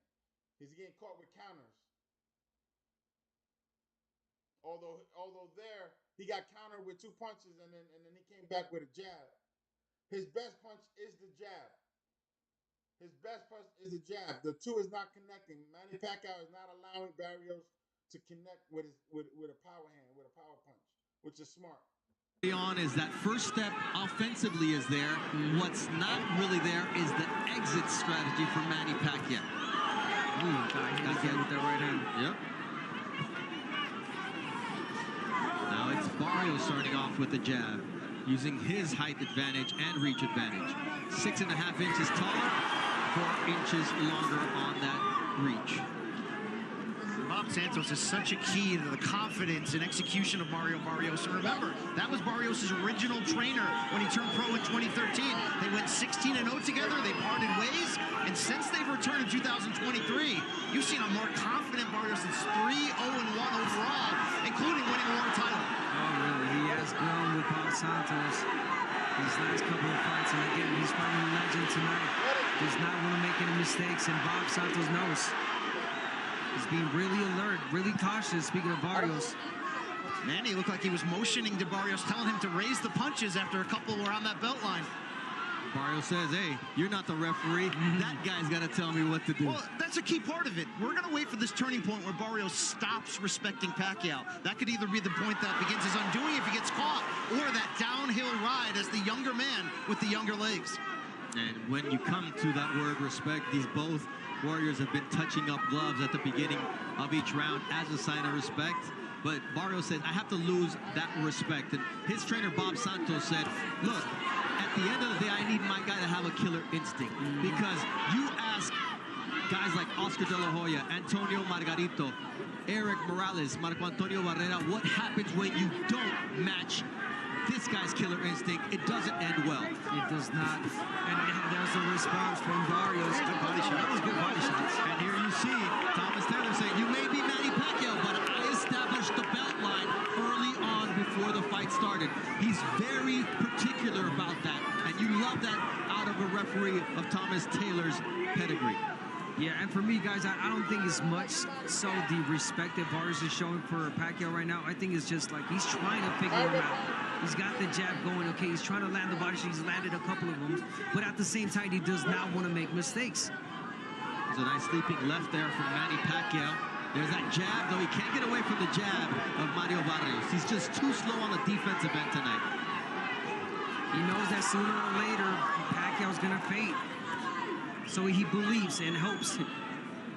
Barrios has a 4-inch reach advantage, but he's 6.5-inch height advantage as the tallest opponent at 6 foot even that Manny has yet to face. The right uppercut, now a left uppercut from Mario Barrios. Getting more confident. And that means that Manny Pacquiao will start to open up and get caught. A shot like that right.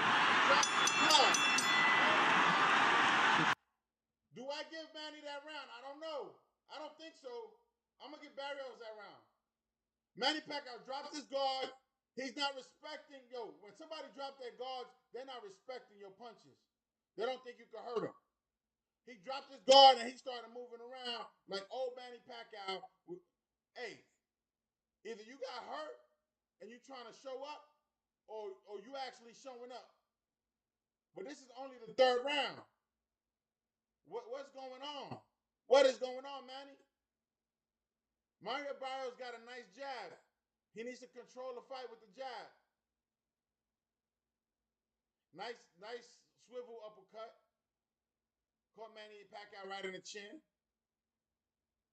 And then a counter right hand, which land on Manny's jaw.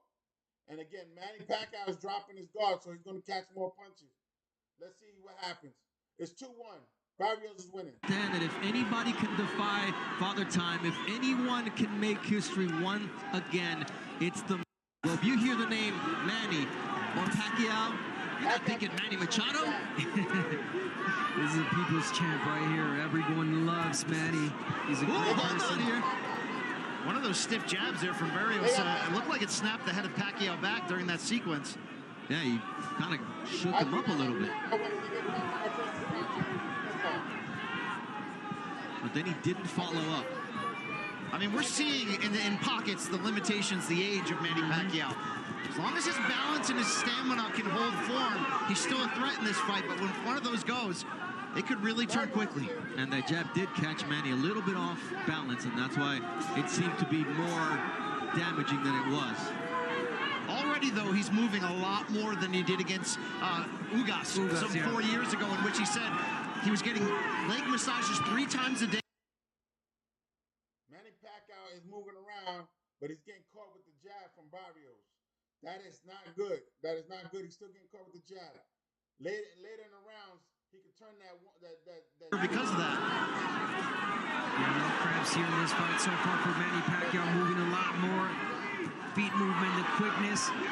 But again, Barrios not yet throwing a lot of punches like Ugas did against Manny Pacquiao, and that gave Manny problems. And there it is. Every time that Barrios throws punches, he lands. He hurts Pacquiao. That was a nice counter from Mario Barrios that Manny Pacquiao tried to get a couple of other shots in, and there's a leaping uppercut there from Mario Barrios, now establishing the jab against the veteran. Look, if he can get Manny Pacquiao walking backwards, that's the fight. Yeah, you got to start getting the attention of Manny by doing that. The jab, push him back. The jab is the key. That's the key to wear Manny down. Really pull at that gas tank. Fight like the bigger fighter you are. That was a nice right uppercut also from Mario Barrios. Maybe not landing clean, but he's getting there and he's making Manny Pacquiao think before he commits. Even though Barrios has had the upper hand for most of this round, you can still see him leery of the speed of that left-hand counter from Pacquiao.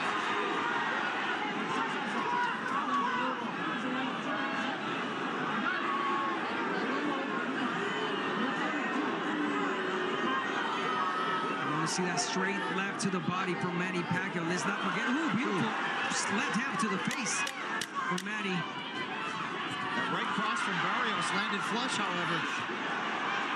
It's the back and forth between these two fighters. You can feel the tension and also the respect. That was a good round for both men. That was a good round, even though Manny Pacquiao's complaining about low punches. I don't think Manny Pacquiao wants punches to the body. He got hit in the hip, and he got hit in the belt line, and he was complaining, talking about raise the punches up, telling Barrios to bring the punches up. The referee is not too involved just yet, but he talked to both of the fighters. One about the punch to the thigh, and Manny because he pushed the elbow when he pushed him. But that body shot is slowing Pacquiao down, and the jab is. I don't understand why Barrios is not doubling and tripling the jab when that's his most effective punch right now. That's his most effective punch. The jab. Manny Pacquiao is countering when he throws a lazy one. He counters it with a 1-2, which which gives Pacquiao the round because he's hitting him with more punches. And not be a fan of Manny Pacquiao. Hey, look, if we're honest, we're all fans of Manny Pacquiao. It's a one-of-one athlete, and the way people love and remember him is also special. These fans came not to support, they believe that he can win ultimately. And you certainly saw that in the way the betting line changed as we got closer. Yeah, no, you're right. And so far, Pacquiao showing some grits. He's showing some good shots, but again, the hard shots landed by Barrios. There's a quick darting Manny Pacquiao, as you see. Our unofficial scorer, Larry Hazard, has the fight a draw now after 4 rounds, giving the champion the last 2.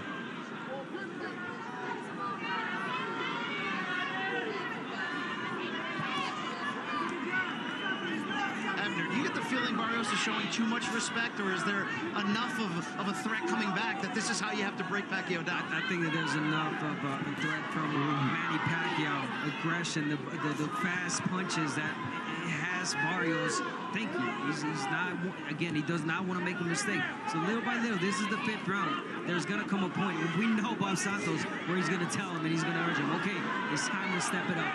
Act like the bigger guy, and the younger guy, push him back. There's a nice left there from Manny Pacquiao, partially parried by Mario Barrios, but you can see why he is leery of throwing that right hand until he has an opportunity. And he did say, I know I'm 30 years old, I'm in my prime, he is not. Barrios is starting to time that counter right hand perfectly after Pacquiao finishes his combination attempts. Yeah, Pacquiao can't get that jab off his face from Barrios. How about that overhand right counter? There's that stick once again. I mean, to be honest, Barrios can just jab his way to victory tonight if he wants to. I don't think that's the way it's going to play out, but he could. I believe that's what Bob Santos told him. You could just jab, son. Keep jabbing. And every jab, there it is. It lands every time he throws it.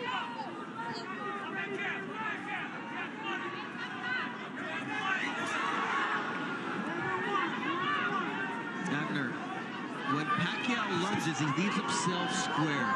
That's a dangerous place to be. I mean, I just got one word, Marquez. That's exactly what happened. Marquez timed him well. He went in with his hands down, got him with the straight overhand left, right, and knocked him out. It's the last time Pacquiao's been knocked down in his career, and that was 2012. Good quick hands from Manny Pacquiao to close out the 5th round of this fight. And you see the crowd is loving the action.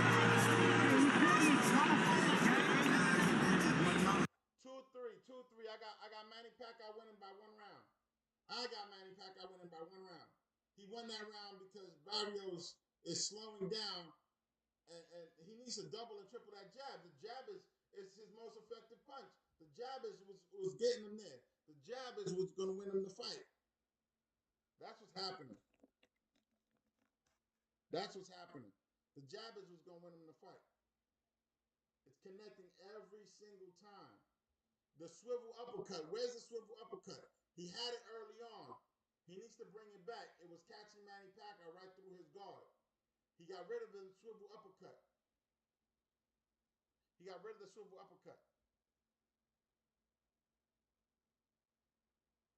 Let's go.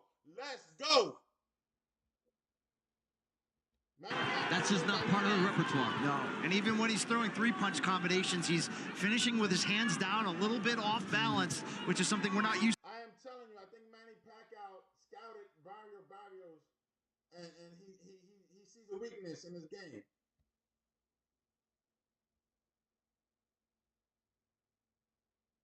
Oh yeah.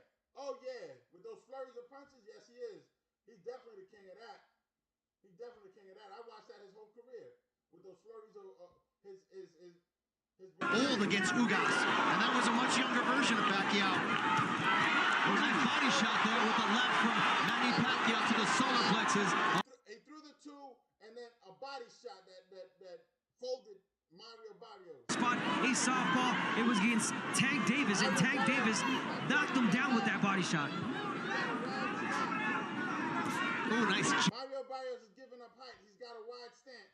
He's lowering himself to Manny's height. Manny's short. He don't need to lower himself. Accomplished trainer. He's been in many Manny Pacquiao camps in the past as an assistant, helping out. He knows Pacquiao. Mario Barrios is throwing punches at a cadence. Like he throws one jab and then the two. Like it's like one Mississippi, two Mississippi. Like Manny Pacquiao's already seeing it, so he's dropping his guard. Chin.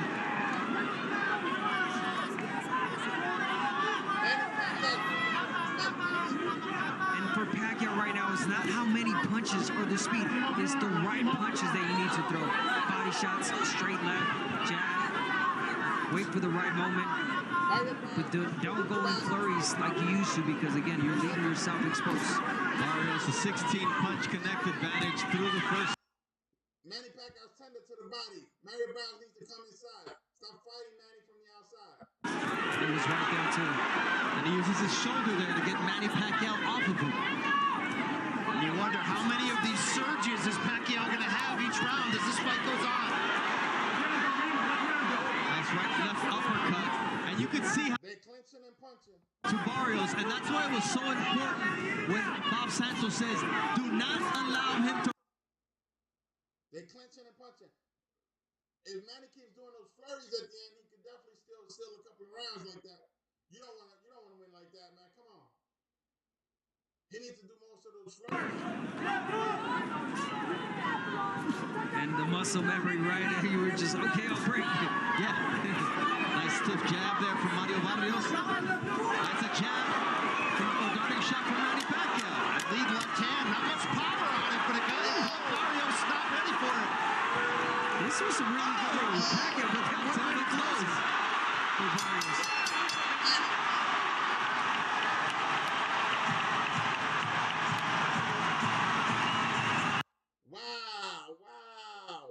Wow. After 6 rounds. Wow. Manny's up by 2 on my scorecards. Wow.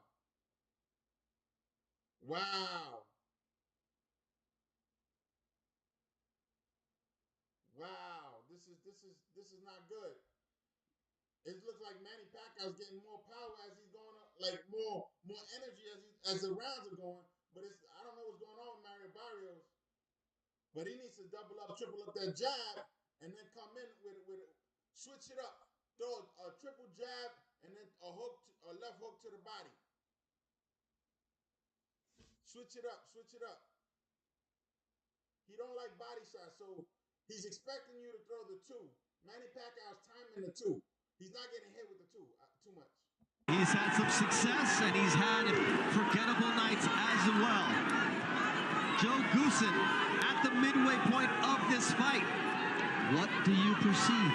Well, let me give you the score first. What I think Manny won the first 2 rounds. I thought Barrios won the next 3, and I think the last one maybe Pacquiao eked it out with that combination at the end of the round. Okay, it's all beauty's in the eye of the beholder. But that being said, look, Manny's hanging tough for a 46-year-old right now.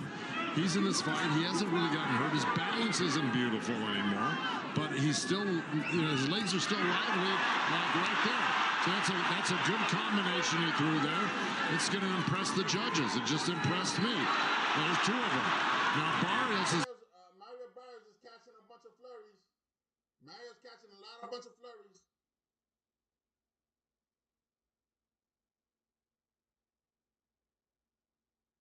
Man, you see Manny Pacquiao's calves?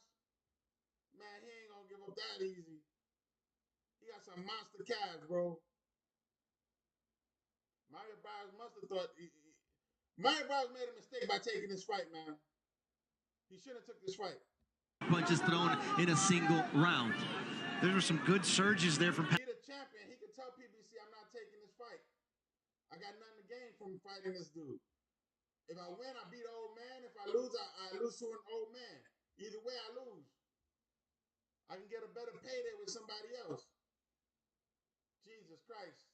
Manny Pacquiao's making him look bad. He's outboxing him.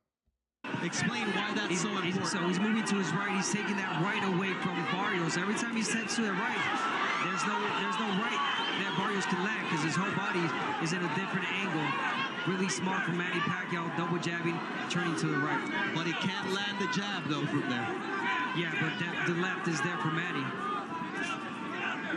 This really is, as Joe said, remarkable that we're seeing Pacquiao at this age, after this layoff, almost fighting on even terms here with Barrios. Oh, what a nice right from Barrios, but the answer from Manny Pacquiao. If they are in the center of the ring, Manny Pacquiao on the inside can do damage.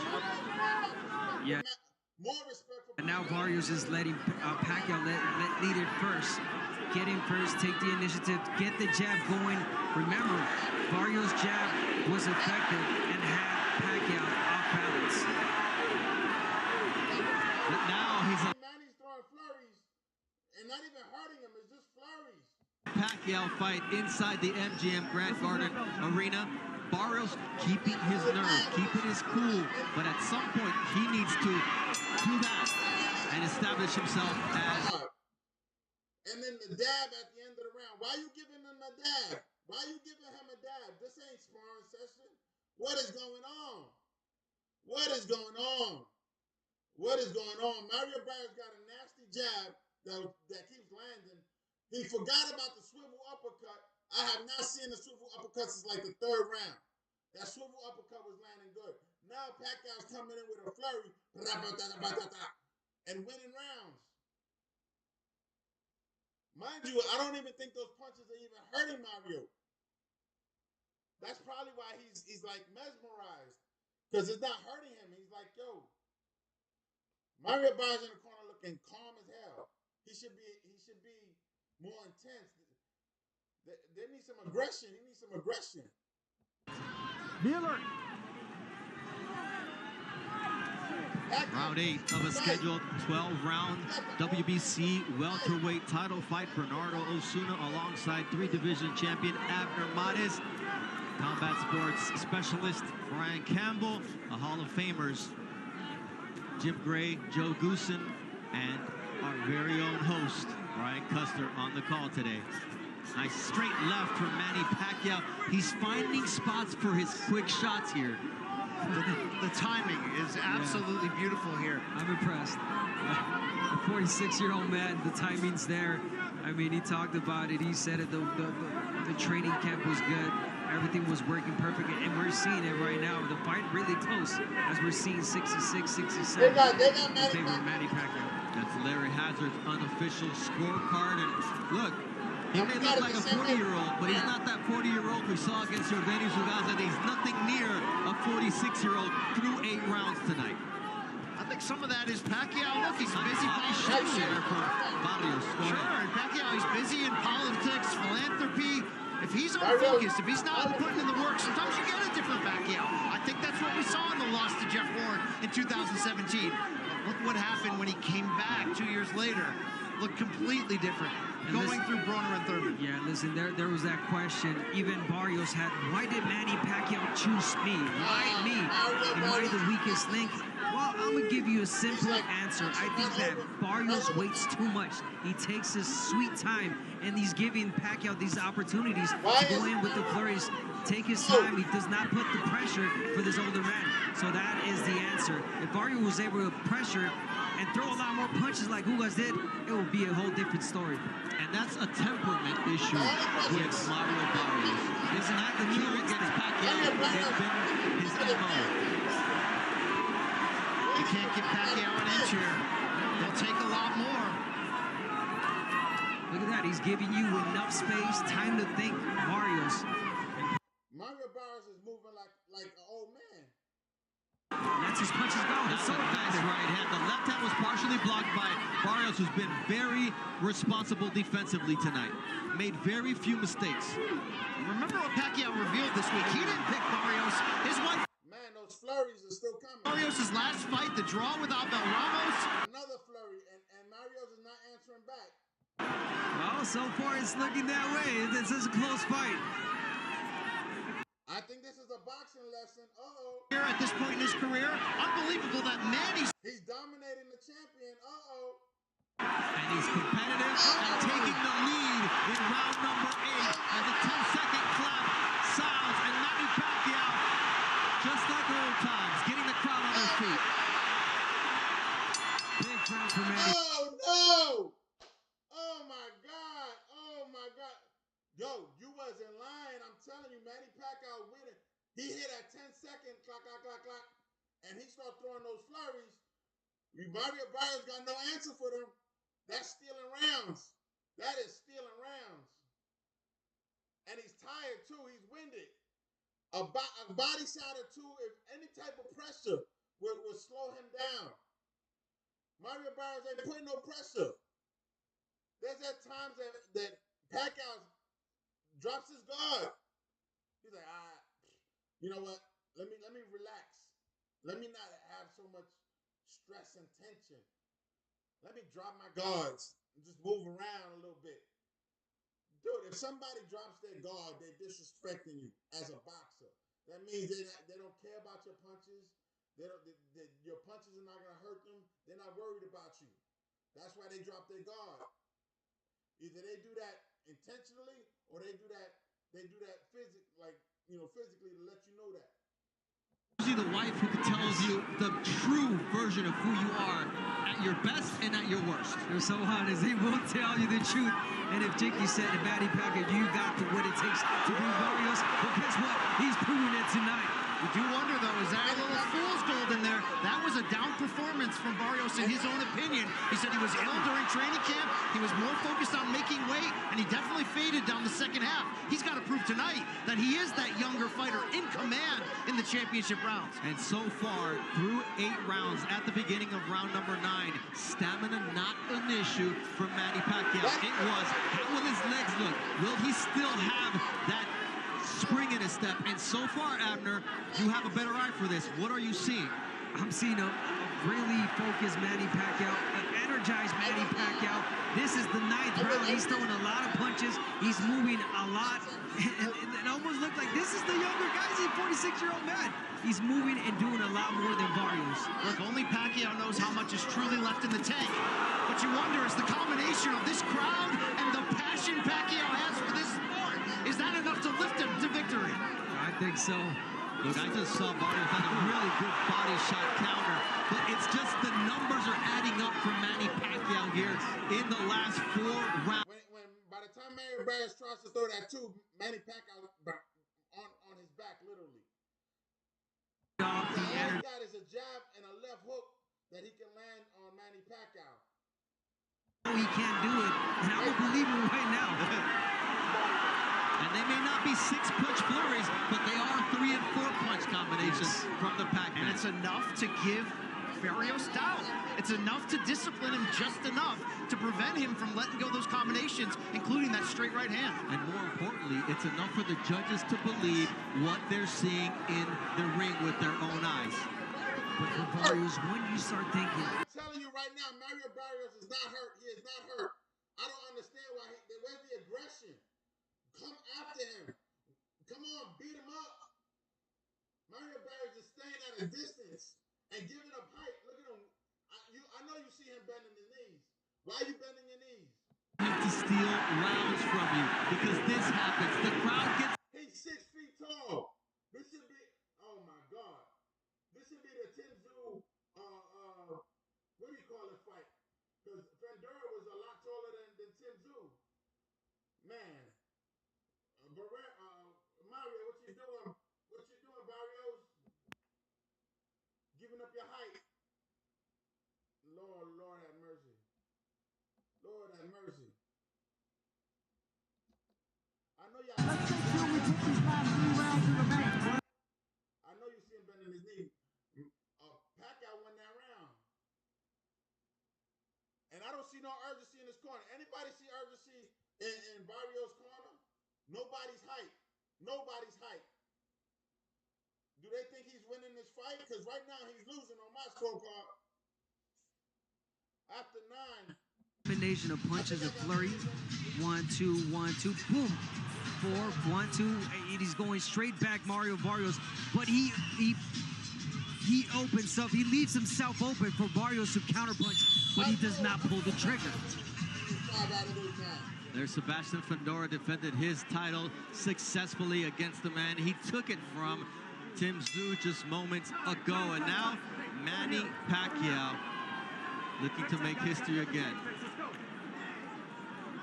How do you give a 46-year-old a break in the corner? They wasting a lot of time. Thomas Taylor is all like, I'm taking it. If you guys can't fix it, I'm fixing it. All of this will just benefit Pacquiao. I mean, Barrios as well, but this is what Pacquiao needs. He's using all the tricks of the book right now, Manny. You have to.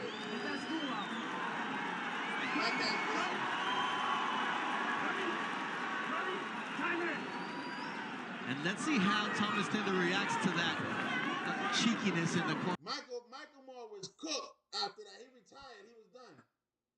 Mario Barrios, he's gonna be another one. I'm telling you, especially get knocked out. But a loss is not gonna help him. A loss to Manny Pacquiao is not gonna help him. He lost to an old man. The reason Michael Moore didn't recover is because he got knocked out and he felt embarrassed. And he never had the love for the sport anymore. Looks like Brian Having 5 rounds to 4 in favor of Manny Pacquiao, and you gotta wonder how many close. And Michael Moore can't say he got cheated. He got knocked out. We're gonna lean Manny's way. Mario Barrios, if he goes 12 rounds with Manny Pacquiao, he can say he got cheated, but it's not gonna be true. He's getting outpunched. They know what they're living, and that's the difficulty of separating yourself. And that's what Barrios has to do. That swivel uppercut came back. The swivel uppercut came back. And push Pacquiao back. The opportunity's there. We talked about every time that Pacquiao throws him the combination, he leaves himself open. He needs to throw more of that swivel uppercut. It lands every time. The jab lands every time. And get the rhythm, get the momentum. Look, it's one thing if you're 46 and you're only relying on power to stay relevant. Pacquiao is outthinking and outperforming Barrios up to this. Pacquiao's dodging punches and everything. Barrios in 3 of the last 4 rounds. He's 16 years older than Mario Barrios. And you know what? He turned pro 4 months before Barrios. I am telling you, man, this was a setup. Pacquiao's dodging his punches and countering and all of that. Barrios is still on like, I don't know, second gear. He has not turned it up. Your doubts are, I believe in myself, and corner, it's Manny Pacquiao. Pacquiao is improving as much that age is just a number. I think he's proving that he is a true one of one with this performance so far. He is definitely one-on-one with using all the tricks, all the experience. The crowd is loud. Dude, he's not going to win a fight like that, bro. When you got the crowd, the judges get swayed. Some of the judges get swayed by that. Manny Pacquiao is so elusive still. Mind you, if some of those judges grew up watching Manny Pacquiao and liked him back then, they're gonna be favoring him. To go here, we've got 6 Mario Barrios over here with one lazy jab. It's connecting, but it's not doing nothing. rounds that could have gone either way here. So neither can feel like I've got this fight in the bank. The championship rounds will be crucial here at the MGM Grand Garden Arena in Las Vegas, Nevada. And what a privilege it is. There's a 10-second round, 10-second click, and here comes Manny.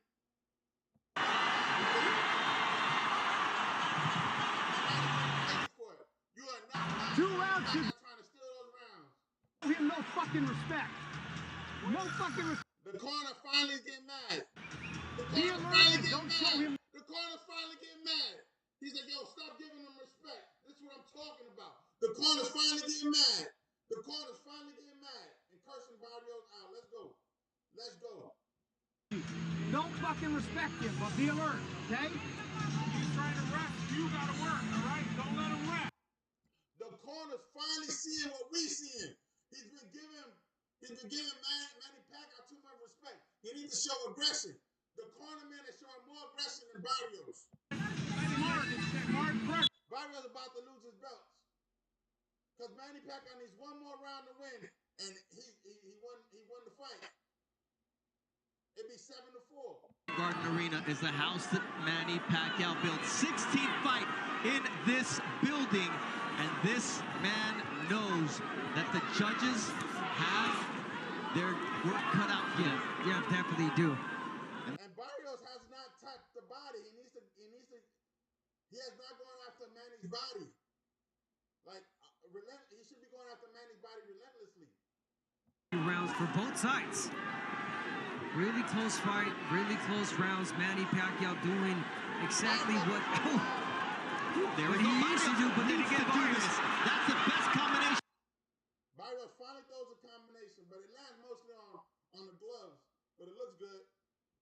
We've seen from Mario Barrios as Pacquiao touches his gloves. And that is there. Like he slowed back down. What are you doing? That first step in, he's got his guard open. Barrios has got to take the advantage and let those hands go. Like that. He spits the guard with the jab. And now what do you do behind? It's 6-4. Oh my God. Oh my God. Manny Pacquiao backed him up with the 1-2. Bigger fighter. Manny Pacquiao still complaining about the low blows. Simple as that. Manny Pacquiao. And again, the 1-2s are going in without resistance. That was a short right hook from Manny Pacquiao. Manny Pacquiao is taking it to him with 1-2s. It's openings for Mario Barrios like that. Nice hook, nice body shot. Let's go, Barrios. More of that. You need to do more of that. Here in round 11. There's that lead right from Mario Barrios, switching things up, and now he's got Pacquiao on the back foot.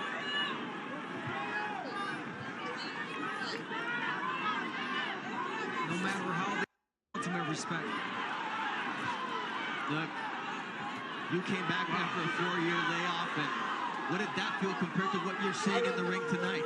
Nothing compared to what I did when I came back for 4 years. After 4 years, I was missing a lot of timing, and I'm not seeing any of that with Manny Pacquiao. Another right hand from Manny Pacquiao, two-punch combination following up. This is where he has the position to potentially steal a round. I've loved the work of Barrios up to this point. You see, Barrios, once he has something going for him, he's landing shots, all of a sudden he stops. There's a nice lead left on the jab from Mario Barrios, and that's what he did. He quieted the crowd just as they were getting going. Barrios was winning this round, which will make it 6-6. I mean, yeah, it would make it would. Someone's got to steal the round. Nice jab from Mario Barrios. Held his ground in round number 11. This is the first time he's landed over 10 power punches in a round, and it took him 11 rounds to do it. Now Pacquiao. Manny could not pull the flurry at the last. Whoever wins the last round wins the fight. Manny Pacquiao has dominated the champion for most of the fight. It's 6-5 on my scorecard. 6 rounds to 5 rounds. Barrios just squeaked that last round out. He was winning most of the round. Manny was trying to do that flurry shit. He got some of it in, but he didn't get it towards the end. So I'm going to give Barrios that round. Right now it's 5-6. Whoever wins the last round wins the fight, really. Because it can go either way. If Manny wins it, he won the fight. If Barrios wins it, it could be a draw. And he wins it, he keeps his belt. A draw might be a decent outcome for Barrios. This is it. Will Manny Pacquiao win a world title at age 46? The first Hall of Famer to come back and do it, or will Mario Barrios send everybody home sad that the 46-year-old was in control until the championship rounds? See, if you're Mario Barrios, why are you starting the round like this? You got to push Manny Pacquiao back. This is the last round. You're the younger fighter. You got more in you, so I believe or think, but he's not showing any signs of it. He's already proved his point, did Pacquiao win or lose. The point that he's not yet done with boxing, and he also added on, I'm different than every other fighter. Boy, is he. 74-69 power punch land advantage, and there's 75 for Manny Pacquiao at straight left. It's going to be about experience. It's going to be about hunger. It's going to be about desire. It's going to be about feeding off the crowd. It's going to be about who wants to win tonight. And so far, I'm seeing Manny Pacquiao. Manny Pacquiao's the one that's dictating right now. Oh, even though Barrios came back with that. And that was good angles from Mario Barrios. And once again, the lead right. This is what Barrios needs to do. Pacquiao tries his best to answer. And really, both of them have done a great job. Whenever the other fighter lands a big combination, they come right back.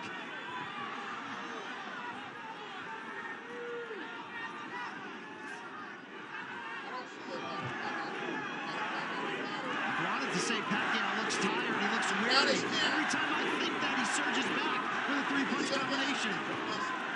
With this rhythm of fight, it benefits Pacquiao right now. I mean, why is Barrios allowing that rhythm of fight? Yeah, no clue. I mean, the coach has told him already, Carlos Santos, you gotta push. This is your last round. It's gonna change your life last round, but we're not seeing that from Barrios. Nice defense there from Manny Pacquiao. Absolutely. The bigger question soon might be, how will this win change Pacquiao's legacy if it happens here, as we're pretty even in this final round. Good flurry there from Mario Barrios.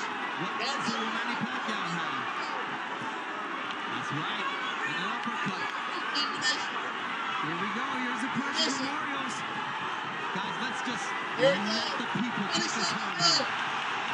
What we doing? Oh my God. There's the 10-second count. I'm trying to steal it.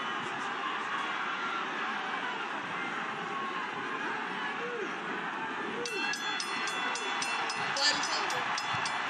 No one has defied the odds more than Manny Pacquiao. From fighting as a young man for a few. To me, I think Barrios won that last round, making it a draw on my scorecard.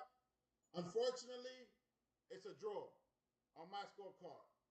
Only because Manny didn't have the gas at the end of the 12th round to do that craziness. He needed to do at least 3 or 4 flurries like he did. Manny Pacquiao bleeding out the nose. I think he got a shiner. He looking kind of distressed. So if he loses, he's okay with it.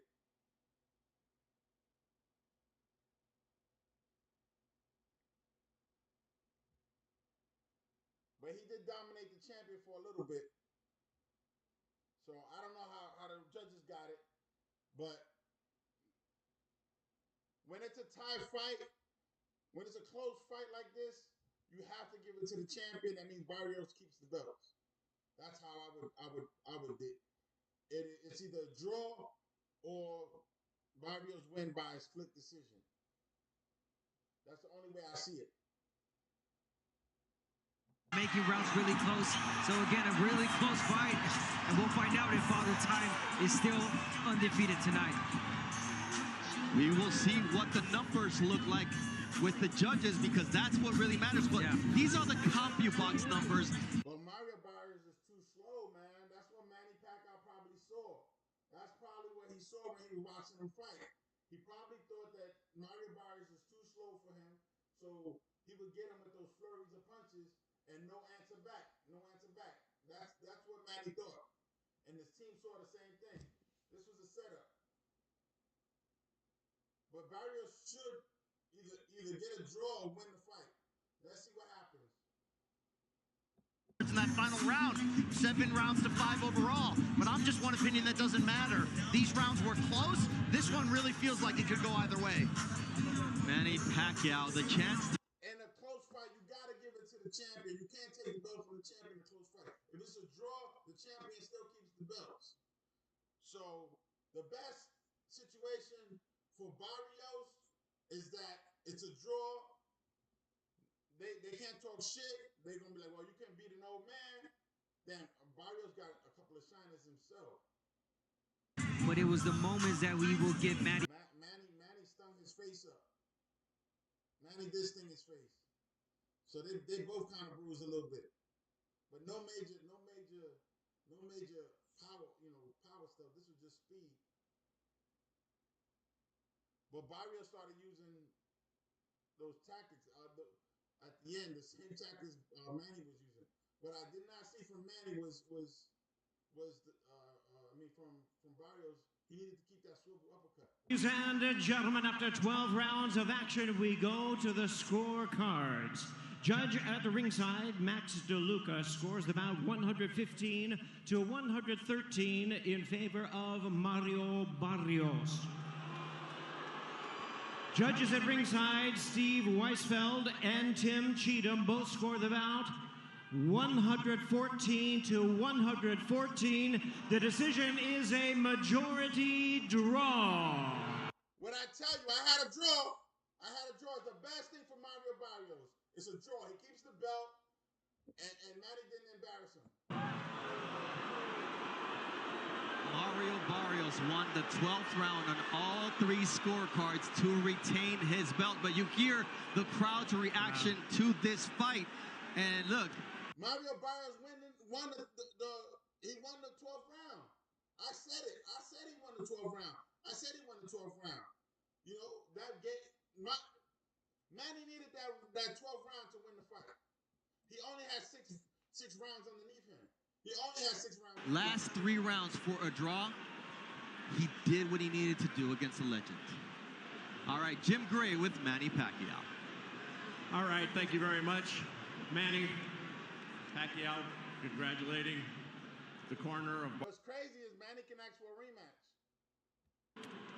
Manny, your thoughts on that decision? I thought I won the fight. I mean, it's a close fight. My opponent's very tough. Barrios, wonderful fight. I mean, good. You're a 46-year-old man, and you had stamina back like when you were 35. How did you manage to pull that off? Oh, just work hard work, as always. What more do you think you could have done so that it didn't come down to the hands of the judges? I'm sorry, Dad? What more do you think you could have done so that you wouldn't have had it come down to the hands of the judges? Oh, I'm trying to find a way to finish the fight, but you know, my opponent is so tough. It's big. He's not careless. He throw punches combination and with defense. So it's hard, getting hard, but I just moving around and counter punch, power punch. This is one of the great performances in the history of not only this sport, but all of sports. What will you take from this as the disappointment of this draw and time passes? I think it's you know, it's an inspiration to you know, like old boxers, that you know, when you have discipline and hard work, you can still fight. And you know, and I'm so thankful to God, because without God, Manny Pacquiao is not here. God is the source of all the strength and good health that I have right now. What enabled you to be better tonight than you were 4 years ago? Tonight, I'm more experienced. I'm more tactical fighter than compared before. I'm more careless than when I was young. So now I'm more careful, and I need to, although this is my first comeback, but I need more aggressive style and more punches, throwing punches. So like, yes, because that's my style, obviously. What will you do now? Will you fight again? I think so. God willing. I know the fans waiting there. I only have a 2 months training.